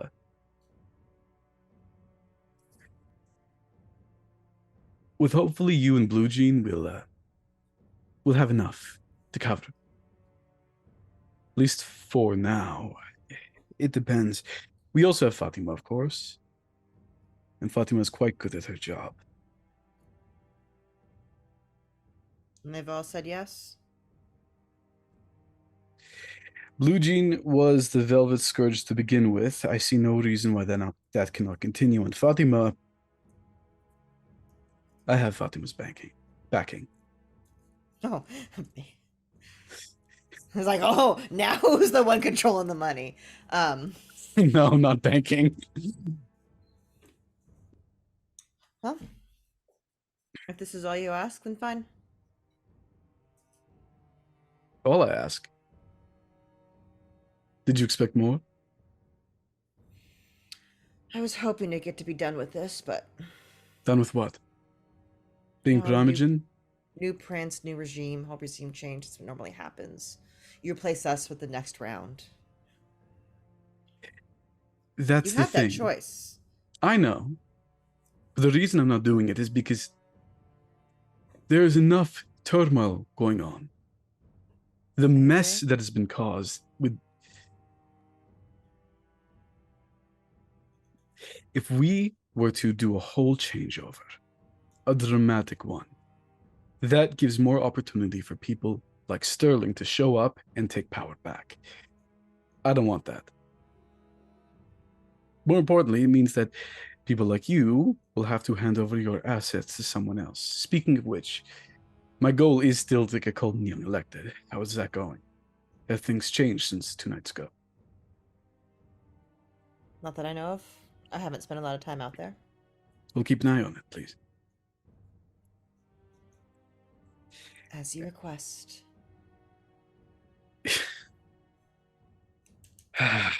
Well, if that's all, I suppose I should let you go. So what, be back in half an hour for the next meeting, or when are we meeting this the werewolf, the Lupin? Aren't we doing that tonight still? I've arranged to meet them in the same sewer entrance that you left them in. I'll meet you there. But Prince, one thing. You keep Yes. all of us. You offer us all things. It's funny how quick everyone agrees, isn't it? Oh, I know. And she just leaves. Take care. And Della. of course, doors are open so that you can unseen passage your way out without having to touch anything. And I do believe the Reverend would be there next, before Elena. Oh, sure. Mm-hmm. Mm-hmm. What kind of entrance to the Reverend make? I'm wondering. That's what I want to know. Oh, so the Rev is actually very casual.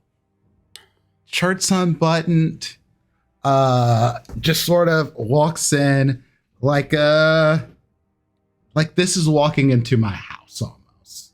Yeah.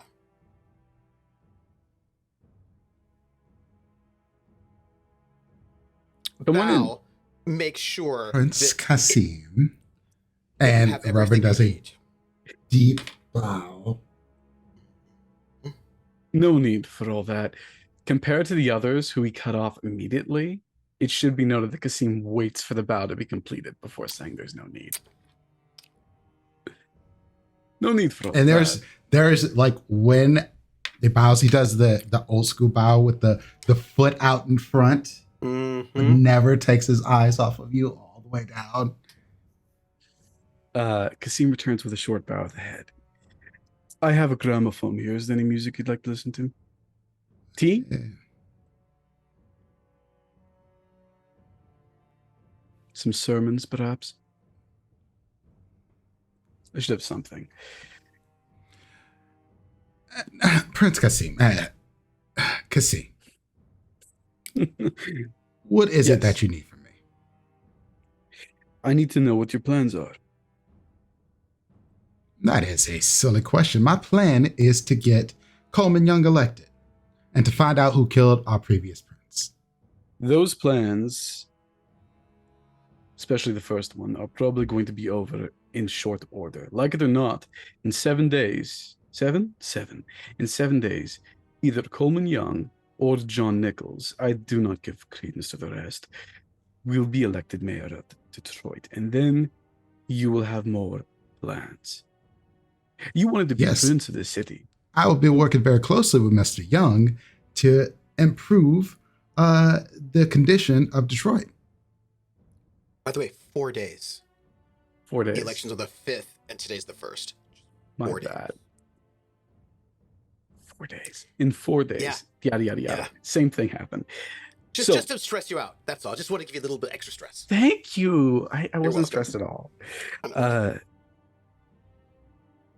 So, you've already talked to Mr. Young. Of course, I'm a trusted community leader within this city. It would be foolhardy to assume otherwise. Avoid keeping too close a hand on him, is what I would warn you. Is that a warning as in a threat, my prince? Or is that a warning as in you are worried for my safety? 2 nights ago, A man and a woman walked outside, went into a car, the woman was shot in the head, and the man was set aflame. It is That a seems like a wonder-kill particularly difficult problem for you to deal with, isn't it? Oh, I know, I'm making inroads as to what exactly happened, but regardless, the fact is that playing too hard with mortals right now, especially mortals in big power, will draw attention to you, and you are already a very visible man. So the last thing I want is for you, my dear Reverend, to face a similar fate. Because you drew too many eyes, or you were attached to a mortal who drew the same. I have no designs upon your life. Someone else certainly does.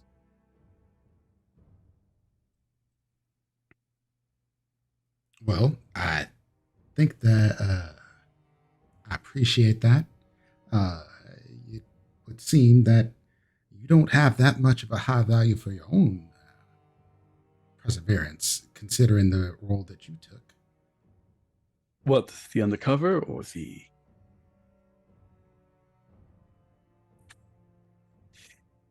We both know that you are not a politica. You are not one who is going to go out there and connect with the people. You are going to struggle with connecting our kindred. Let's be honest. This isn't the role for you. However, I am happy to offer my assistance. Now, you see, my plans were to bring the Camarilla back to the Camarilla roots. Positions, roles, things of that nature. I wanted our ivory tower to be the glorious tower that it was once before. Unfortunately, the people thought otherwise. Sometimes I think you forget how old I am. I've met your I am ivory well towers. Oh, I have met your real ivory towers, the one holed up in Europe several times over. I've met Shira. I've met Sabat once, not recommended. And I have even met those that say they're part of no current affiliation. No matter how leadership is done, we tend to manipulate it. We always do. But your system, the true white camarilla that it is one that I happen to not like very much. Do you know why? Because turning everything into cult of personality means that when the cult leader is taken down, the cards fall. Plus, it encourages too much infighting. Who are we if we do not flex our strength very regularly and powerfully? You think that being a high and mighty prince sitting upon a throne of democracy, that things are going to go well for you? I promise you, the moment that you went out there and said that you are the prince, the wheeling and dealing started immediately, which you should know. The problem is you came and one of the first questions you asked me was, what was my plans? What a silly question for a kindred of your age to ask. Why would I tell you, without compulsion, everything that I have put into place, Mr. Prince? Unless you forcing me to tell you my plans. Why would I do that? Exactly. After all, me, playing the fool, still managed to take the throne of leadership from you, didn't I? You think you took something from me, and therein lies your mistake. You see, I can work so much more freely now, and you are tied and chained to this throne. Congratulations, Mr. Prince. It's very funny because, you know, a similar thing was told to me when I first ended up joining the Detroit police unit. I took an actual police detective. No one would miss him. I took his identity and I came here. And the fun fact about it is, I've been told about how my hands will be so tied over and over, and the truth is, I like them that way. Because if everyone can that see is, where your hands are, no one will know what you're doing with the rest of you. Make no mistake, I come from a long I'm a man line. of the Lord. You're talking about some stuff that I am not into. I'm not talking about sex. I'm talking about the fact that when I choose my targets, I'm quiet about it and quick about it. I make decisions, long-lasting, affecting decisions. Do you know my name is actually in one of your museums right now? Even as a mortal, I've had more effect on the world than you.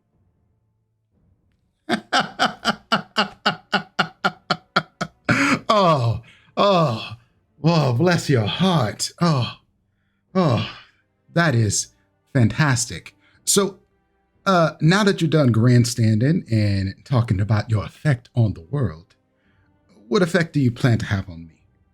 I'm sure you're going to give me some menial task to take up my time, things of that nature. And please, feel free. I am at your service. What menial task would I have for you? What, to distract you? No, you're too smart for that. To manipulate you? Please, the more I try to manipulate you, like, but it's cornstarch and water, you'd slip from my fingers. No. I have no plans for you at all. What you do, whatever it is, I don't mind. By all means, take this throne from my grasp. Or don't take my advice and go after Coleman Young directly. Blood bond him like you have, I imagine, many others. Or whatever you please. No, this city's your playground. Play in it. Why would I waste my time blood bonding people?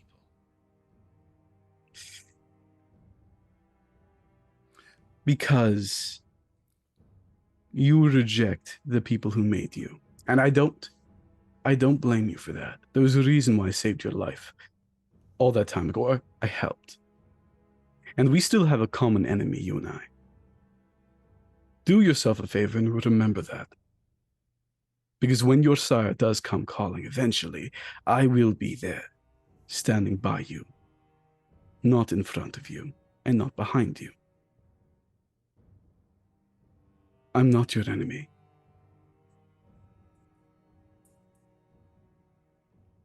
That's fantastic. I was hoping not. It's really tough to have a prince as an enemy, I must say. Sure is. In any case, the whole point of this meeting was to determine, is there any bad blood between us? Oh, no. Bless you, me. No, absolutely not. I do have a request, though, since you brought me in here, and I figure I have a direct audience with the prince. I am Primogen of the Sombra, of course. And I suspect that you will not change that, given our conversation so far. No plans. However, I believe that our kindred of Detroit needs someone to lead them in their faith. Now, I would ask if I could be the principal of faith, but I have a feeling that you'd say that is too much power consolidated in me, and I would understand that. But I do have a chowder that I believe that'd be perfect for this role. She would be what you call a non-denominational. You and me, though, non-denominational can mean different things. It does indeed. So what is your definition as it applies to her? She believes in the people having faith in each other and of a greater power that will potentially bring us to the promised land. Now, she does not believe in the Lord Jesus Christ, the Father, the Son, nor the Holy Ghost, if that would make you feel any more comfortable. I am no Christian phobe. I am Not saying as such, but I do believe that I wrinkle your feathers every now and then. It isn't your faith that rankles me. It's your manner. Similar to many others, I imagine. You've made a lot of, not enemies. You're really gonna hate Mr. Coleman Young. Oh, I don't care who really becomes mayor. I care who doesn't. Same reason as becoming prince. I never cared to become prince. I just cared who didn't. Anyway, I will take it under advisement. It's a good suggestion. But I do have 2 things I need to ask of you. Standard Primogen stuff you'll understand. 1, how are your assets doing in regards to Coleman Young? Have you taken a look at them the past 2 days? Have I taken a look into my assets? What exactly are you speaking of? My assets are stacked quite high, I must say. Everything is going quite well for me. Has anything been done to further our cause in getting Coleman Young elected? Because that Oh, still but is... of course, I am... Wonderful. What happened? Tell me, please. My congregation is in well positioned to elect Coleman Young, and I'm already arranging some busing for some of the other churches to make sure that no one is stranded and unable to get to their polling place. Excellent. Thank you. And I'm also in great relations with Mr. Coleman Young. He's going to be coming through my church here in the next couple of days to speak in front of the congregation. During the day or during the night? What a silly question. There's such a thing as a church social. I've seen them happen. I've been to one. Yes, well, you have to understand that my church gets the primary numbers in our audience during the evening. They come there for me. Understood. One more question. This is not one I would ask a normal Primogen, but it is one I'll ask you. What do you know of Kurt Whitney, and has he decided to return recently? A Ventrue wandered into our city after all of them have left and demanded to be taken seriously. Not only that, demanded to be prince. I see machinations there. Not just machinations of Mr. Sterling, who unfortunately has left us. Huh. So he is now the dearly departed. More than usual, yes. Well, rest in peace. I actually think he could have been an asset. Because a Ventrue that you can see is much, much easier to deal with than the one that you cannot. That's what I mentioned about hands. Yes, I would agree, which is why I want to talk about the Ventrue that we cannot. I would like eyes or ears or anything on Kurt Whitney. And I think you're in the best position because you know him more than us. I'd also like to know what you think of the man. You can take your time to answer that one, but I think that we have more to deal with than just getting Coleman Young elected, more than just John Nichols, and certainly more than whatever this Second Inquisition is. Well, since the Lord has blessed me and delivered me from my sins and put me in my perfect body and my perfect soul, I would say this to you one time and one time only. Fuck Kurt Whitney. And fuck the Ventrue. You'll hear no argument here. But I still need to know more. What are his usual plays? Ask others you know, who know of him. Money, power, flex in politics. I wouldn't be surprised if he's behind that other white man Sterling. who's running right now. Yeah, of course. That is what the Ventrue do. So he's a lion. Yes. A lion we can work with. Well, not work with. Clan of Kings they use that for a reason. They usually do a pretty good job at it, I'll be honest. I've met subtler ones. Of course. Kurt Whitney was not one of them. And he wasn't necessarily the smartest one. But Ventrue comes from families and generations of power.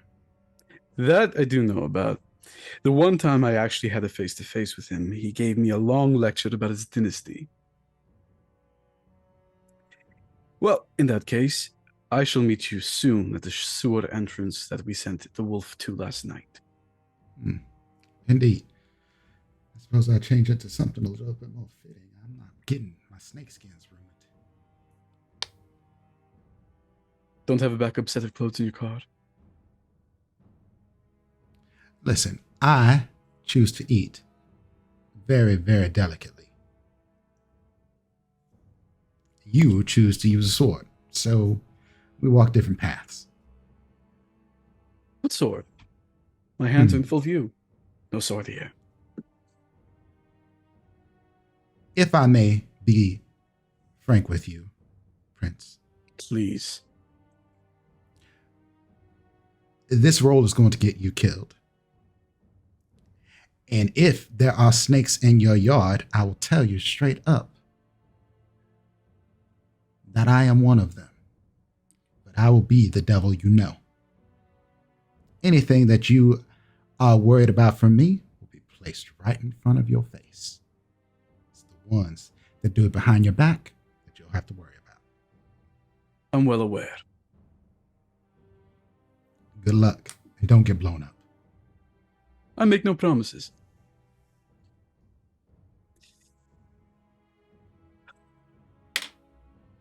As the Reverend goes, you see Elena Ochoa making her way up as the next meeting. Knowing that. Do I see Elena on my way out? Absolutely. Stairwell.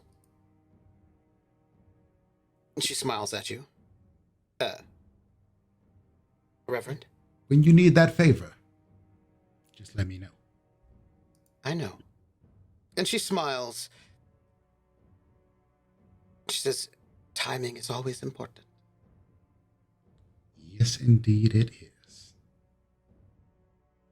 And there's like there's something she clearly finds it a little bit amusing that you owe her a favor, right? Like she finds that she almost never brings it up. Almost never, right? And she just finds it amusing to keep it. You know she will call it in, but I'm hasn't trying to just press yet. her to do it so I know. don't still have it. I know. And she just hasn't. She's like, nope, not yet. And you know it's always waiting. And every time you bring it up, the more amused she seems to be. The more amused she seems to be. And she just smiles at you. And you can hear like the jangle of her spray cans as she passes you by to go up into the prince's office. She, you know, she's gonna make this painful in her own way. You know, she's just not gonna make it that easy for you. Once a boon. And she comes into the prince's office. She goes, Qasim, you've called me and I have also information for you. I have been doing as much research as I can. I can sit, yes? Yes, please, please. This is She not a sits. formal meeting. Oh, sorry, Prince. No, And she's like, she's already seated, but like she's clearly has things on her mind, you know? So, Qasim, I have been trying to. You asked me to see if I could recreate the networks that the prince had with me, Senora, and I have been doing my best. I have spoken with them, as many as I could find, and there are stories they are telling me. I will use some words, I don't know if you will know them, but the people, the practitioners in this place is, they can be called, not by themselves, but by others. The verbena is a word that is used to describe them. They do not like this. It is too much. They say it is making all of various traditions into one thing. But it is a word given by other people who practice the arcane arts, of whom there are not so many in the city. The city is mostly what is called verbena in these other traditions. But what she has told me that the verbena have been, she does not like that. Those who practice traditional connections. Practitioners will do. Practitioners. They have been under fire. They believed at first that it was perhaps one of these other traditions. They said Order of Hermes or something like this. But their work has said no. That there is something. It is like a second inquisition for them, for the practitioners of all sorts. I was able to speak with a young man, or who seems so, who is knows some from the other traditions, and he told me he practices a form of the arcane that comes from India. But he says that even those... So, when after the... This is what I've learned in the last 2 days. After the uprising, that much like our Ventru left, those who were the more European and also blue blood type of practitioners, all orders and rules, they began to leave Detroit as well, leaving it a bit open. But our verbena came inspired by the practitioners of our arts, inspired by May Senora, have come and flocked to Detroit, making it a wellspring, a place of more possibility and magic. And this has attracted other beings of other traditions, like fairies or things like this. Different types of beings were finding this place a safe place due to the work of May Senora, trying to... there are mystical architecture that undergirds the city of Detroit, old and ancient, and she has been trying to... she had been trying to reawaken the lines that would bring us back to a place more of magical connection to the earth. She has some connections to some of the natives from this place who have been driven out by, and that they were working for these last few years to rebuild Detroit in a way that would become something bigger. But what I was told is that in the last few months, but especially the last 3 or 4 weeks, something has been pushing back in what they have been doing to try to make our world more conducive to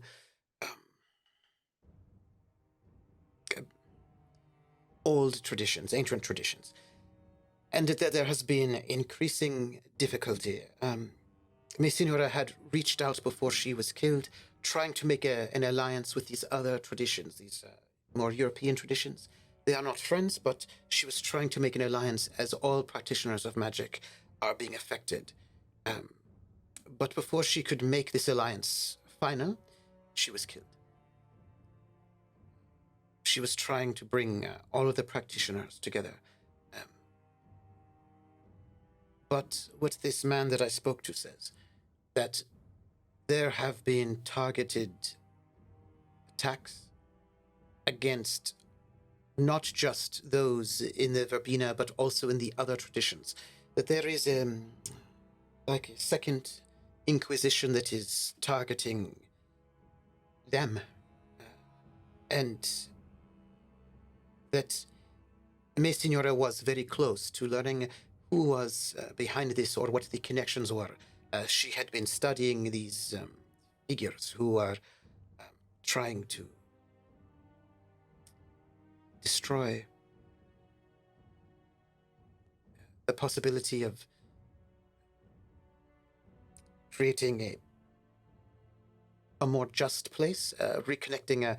There is a man who is a shaman from the people from this place. He's connected with others as well. But they want to reconnect this land back to the ancient practices, which would make it better for all of us, you and I, for the things that we do as well.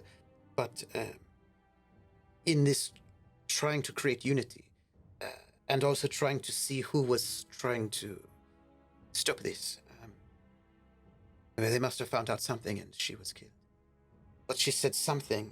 She said to him that we had to look out for something that she called. She did not know this term. She learned it from this Hermes that she had been negotiating with. She said that there was a... And she's trying to like figure out the words because these are not necessarily things that she is deeply enmeshed with. She says, what was said? He told me that she said to him before she was killed that Detroit is the Motor City. It is the city of technology. No, that was not the word. The city of technocracy is what she said it was. And that this was the trail she was trying to stop. So, what I could find is that there are some forces that are trying to suppress all mystical things, supernatural things, things they want to fix.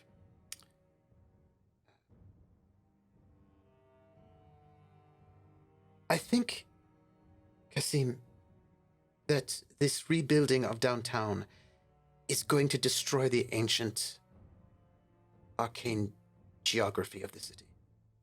I think that this Detroit Renaissance Tower, and I think the urban renewal that is tearing down things and rebuilding cities and streets is meant to completely sever this city's connection to its ancient mystical past. And I don't know what that will mean for any of us if this comes to pass. The only technocracy I've ever heard of was it's a theory of government based upon uniting all through the use of technology, cybernetics and the like. It's an old thing. It's from the 1900s. It's that what we're speaking of? I don't think so. It seems as if it is, I think this technocracy seems to be like a second inquisition of some sort. That is, she was trying to learn the secrets, but she was killed before she could pass them on. But she said it was a city of technocracy, and that the technocracy was aimed at destroying the connections to the land, and that others were suffering as well. This was ground zero, she says. This was ground zero. Yes. Like patient zero. Like we're talking, this is the first major technocratic movement. I think so. All I know is that it has been getting difficult. I'm afraid that magic will be perhaps more difficult. She was doing a lot of work with her people to try to reinforce the geography. We'll need to take up the slack. I need you to start talking to my clan and those of the Hecata. We all practice magic of a kind. If we unite together, perhaps we can safeguard some of these locations. Once we have Coleman Young elected, I will see about expanding heritage protections. Yes, this would be good. I think that if there was some way to get him to stop the urban renewal. The urban renewal is, as far as I can see, meant to break the lines that were made over 200 years ago. There is something bigger that is happening that is trying to cut us off and make something devoid of life, I think. If you see what I mean. I understand. I should talk to Lottie. If anyone would be against the tearing down of old buildings and the production of new ones that wouldn't support as many actual people, but rather than corporations, it'd probably be people at the university. If we can get them to start acting out, protesting and such, at least delay Yes. things long enough for us to figure out what's going on. This is good. This is good. I am concerned that the factories, Chevy, Ford, have all moved to the suburbs. It is as if they are leaving Detroit itself open for something. I don't know. But they are removing their assets, leaving this place exposed for something terrible. I will do my own investigations. In the meantime, I'm taking you off of Coleman Young, and I'm pushing you directly onto this. I want to know more everything, and I want as many warlocks, Hakamites, necromancers trying to preserve these spots, or at least find ways to transfer the ley lines of energy to something else. I will, it is difficult to find the... There are some shaman who are a bit more in the more wooded areas that are the home of the lupine, and of course we cannot go there. So that is an asset that we cannot connect with, but perhaps I can. Perhaps our friend tonight will help us. Thank you so much. And she nods, and she says, "Oh, nice warding. It's good work. Wow, did good work," she says as she points to a couple of wards that were actually quite subtly placed in the doorframe, and leaves.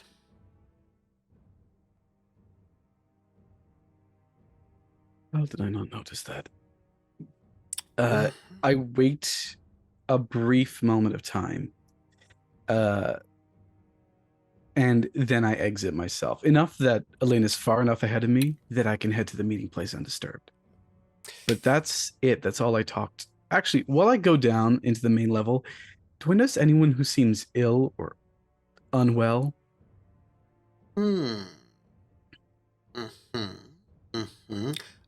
Wits alertness. I can do that. Please do. Wits awareness, pardon me. Old school name, so sorry about that. I've got to get that under control. You know, technically this is a hunting roll, and my hunting roll is intelligence awareness. Then please do. That's much better for me. Please do.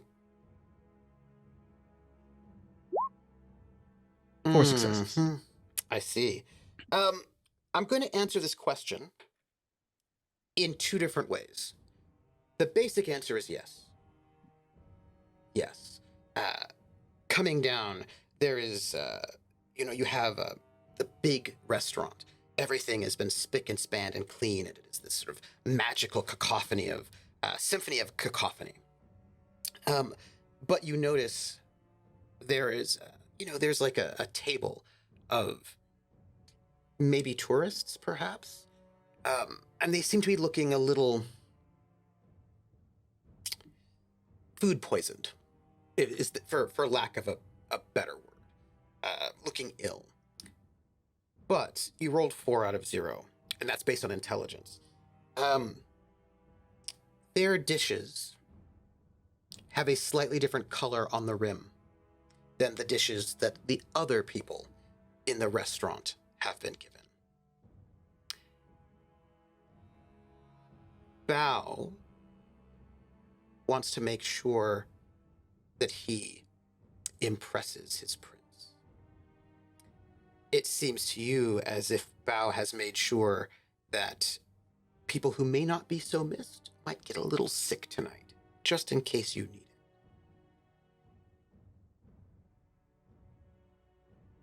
Although your work is appreciated, I would rather not. Rumor of tourists getting sick at several Chinese establishments get common enough to worry about.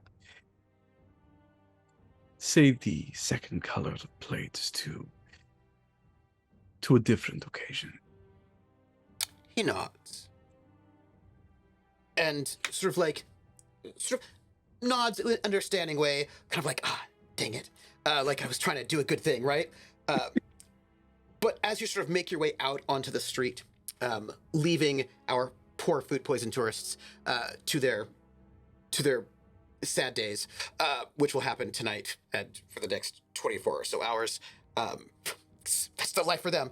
As you're moving your way down the streets, it is not hard. Rolled a 4. It's not hard to see sickness in this city. Yes, there are people who are physically ill.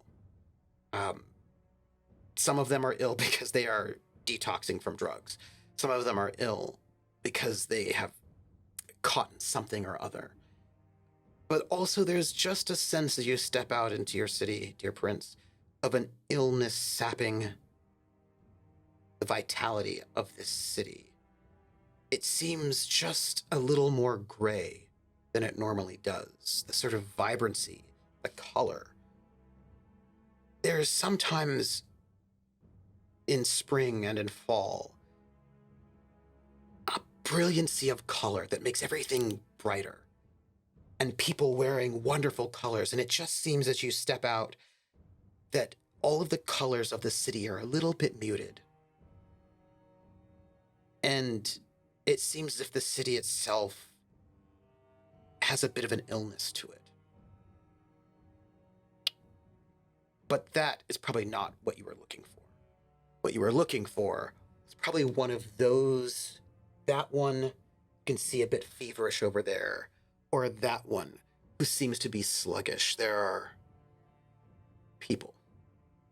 I take a nip from 2 different people as I go along. Specifically, like I bend over to put a dollar bill in a homeless person's cup, and I take a little nibble, only taking 1 hunger, and I kind of bump into the sluggish one, let them bump into me, grab them to hold them steady, take another nibble, and then head on my way. I'm gonna roll a little thing here. Great. Your resonance is phlegmatic, which makes sense. There's something down about. There's like a heaviness to the city that just seems to a little bit of a blanket as you make your way towards the meeting house. And there's a message that was passed because some people got there early, if I recall. Rev, Lottie, Della. No, Lottie received a letter on the way to the meeting.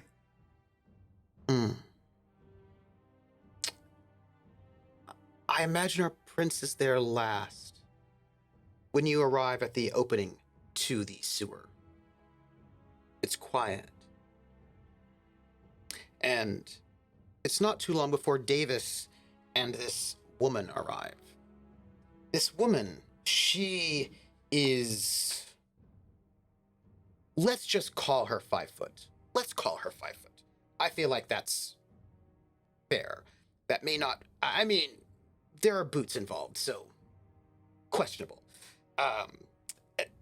some people, like, they're kind of high-heeled boots. And she is this Korean woman who looks to be mid-20s, maybe.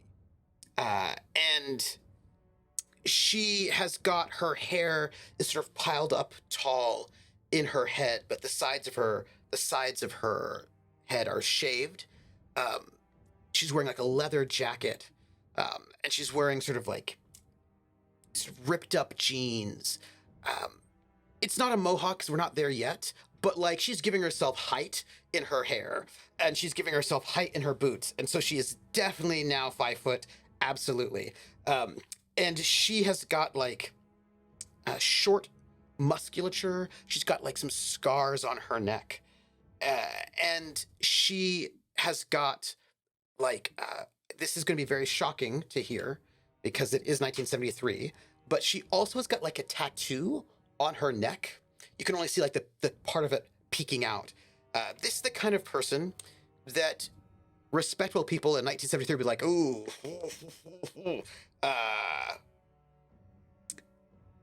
too much, right? And she walks up and you can feel it. She is very, like, there's probably like a line that goes from like beatnik to punk rocker, that she's on that trajectory, right? From like beatnik to punk rocker. And she walks up and she sees all of you, and there's just like a little bit of a adjusting her body. And Davis is like, okay, Reverend, this is chill. It's chill. This is my friend. We're all cool, okay? This is my friend. It's all good.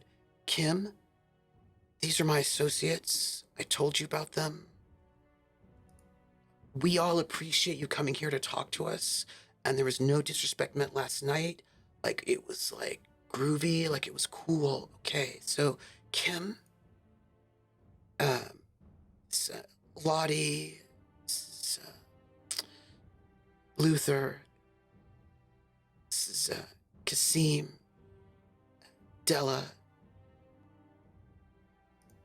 Della's cool. She's cool. This is Kim. I trust you, Davis. I don't know if I trust her, but I trust you. She looks at you all. Okay. So, got trouble.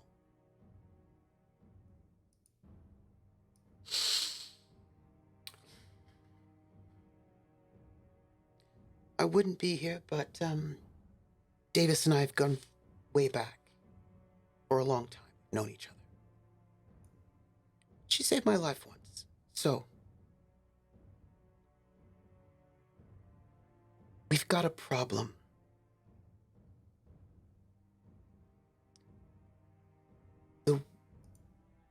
There is not everyone of my kind will listen to what I have to say. Some of them have become a bit too fanatical. I don't know how much you know about how the world works. You all are not exactly of the world. I understand that. But there is something called the worm. The weaver. See, there's a triple... I like to think of a triple goddess.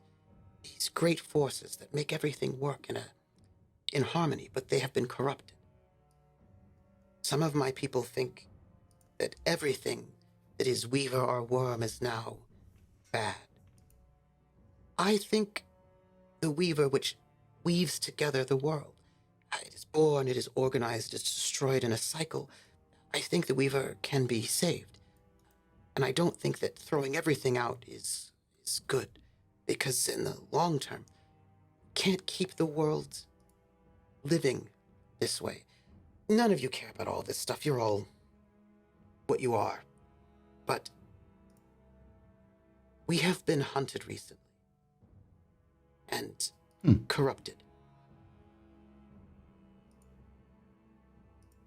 The Pentex is a tool of the worm who was once a valuable piece of the way the world works, but has now been corrupted and destroys everything. Gets their fingers in and bleeds everyone dry. And they have come to Detroit. And since they have arrived, more and more of us have been destroyed in a way that is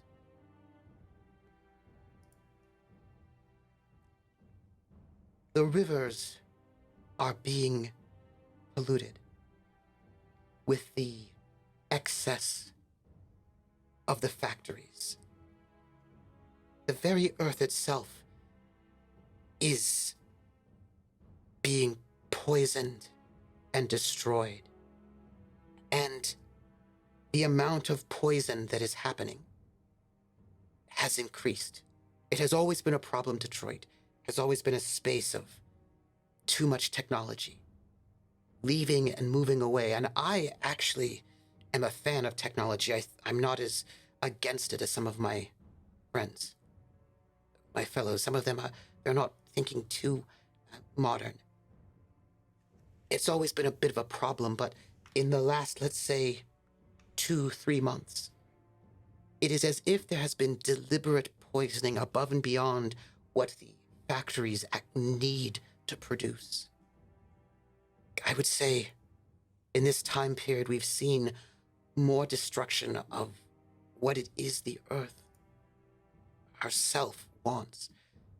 And in this process, I've seen my own fellows become more radicalized and then be taken down by some sort of hunters of a sort. The balance is off, and it is becoming more and more off. And if the weaver cannot weave, everything will become unraveled. And my fellows are becoming more and more agitated, and they're being driven to rage.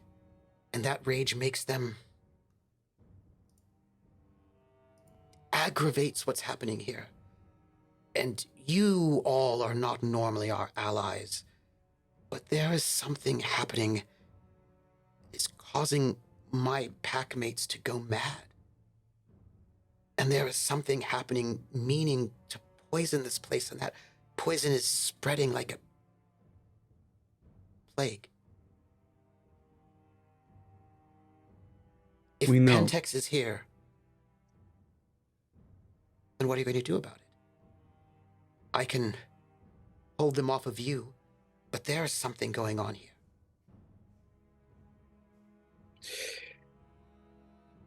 There are people outside of the city itself, practitioners of a kind. Reach out to them and we'll do what we can in here. We're hoping to extend heritage protections at least. You would do that? Not out of the goodness of our own heart, of course. But what affects you affects us all. So as long as you promise peace of a kind. Davis tells me that you are working to get Coleman Young elected mayor. Yes. We want environmental protection passed.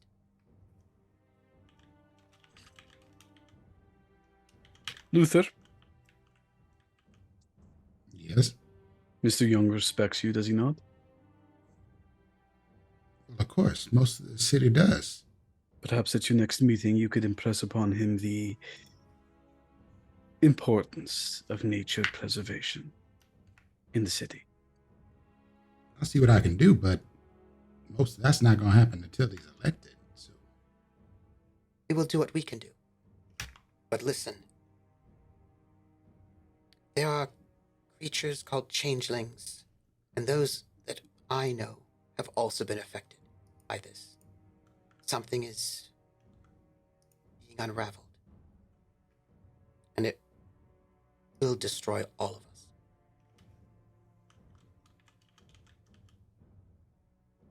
Most of my kind won't speak to you, but I'm more open-minded.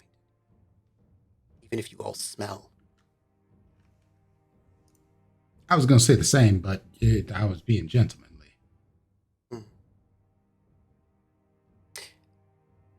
And she sort of steps back. Just like to give distance. And she says,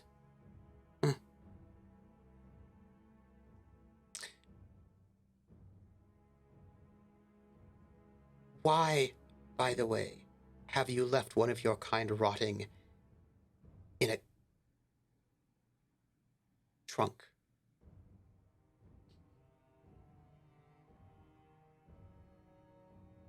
Is this just your politics? Which one of our kind? I don't know. Excuse You me? all smell the same to me. White man. Yay big. I just smell it. And she points to like a brown Cadillac that's down the street. I'm gonna turn on heightened senses. I'm just like, Davis, if you wouldn't mind. She nods, and she's going to head off with Kim to this car. She's going to pop open the trunk. I'll join them, actually. Yeah. I'm following at a safe distance. In the trunk of this car is Sterling, Horatio, Baptiste, slaughtered. And you can see his body sort of just mangled. And on his forehead, there is a handprint in blood. And he's holding a notepad, like sort of tucked inside. And it just says Sabat.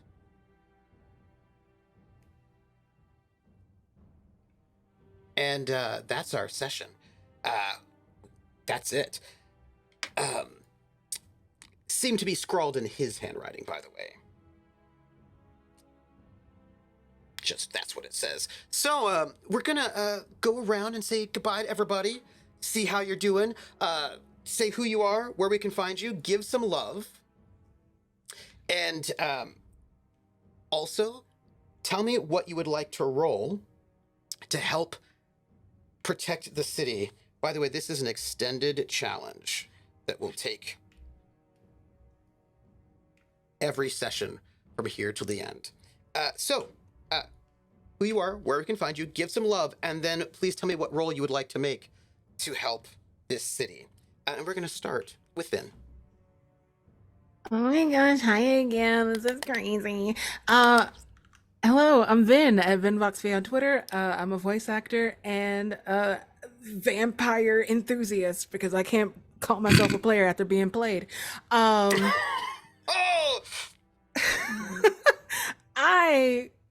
I have to give my love to Nordine. That was some smart talking and maneuvering. Just it's amazing seeing you coast, and it was just beautifully done. So congratulations, great vampire tonight. If I could, I want to make my role charisma and leadership. Being about the city and talking with people and shaking hands on the ground floor. I think that role fits Lottie the best. Tell me, who are you trying to influence with this in this night? Because after this meeting, you're all dispersing. Okay. Probably I forgot the nice lady's name who gave me the caramel that I used to eat tonight with. But her church. Williamson? Or at least yes, Miss Williamson. Please give that to me. All right. What we're gonna do, by the way, there's no difficulty.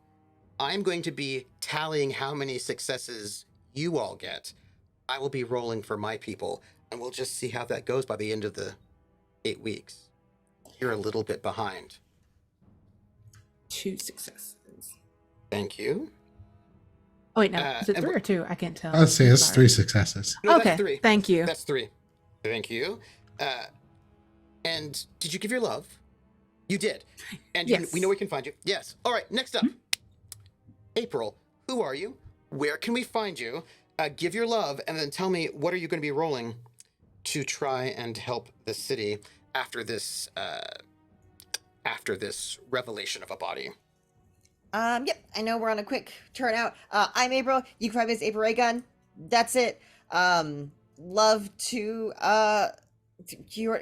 Nordine already got it, so we'll go to Prince for the other for that little hissy fit you two had, which was adorable and we loved.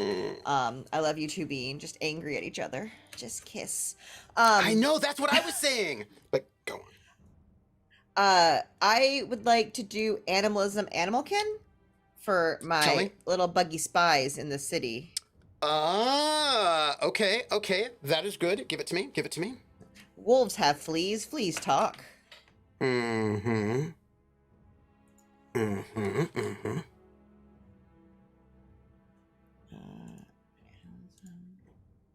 Skills. Oh my god, why is it so hard to figure out? Okay, there. Roll.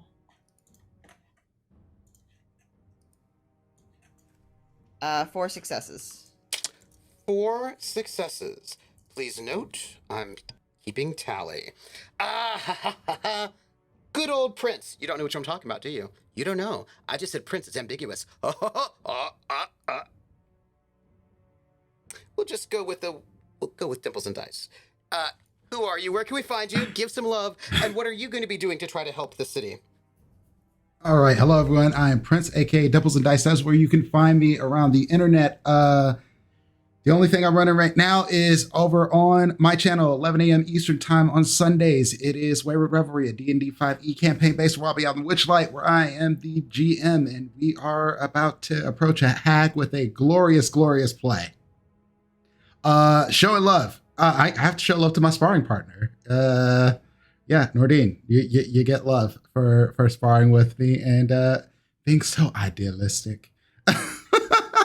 As far as my role goes, I am going to be rolling leadership and politics because I actually have been keeping my nose to the ground on this sort of area for quite a while. And I am trying to make sure that I rally people and I know the positions that our candidates are behind. We just need some environmental protection. That's what some people want. But, you know, we'll get there, perhaps. Perhaps a grand coalition.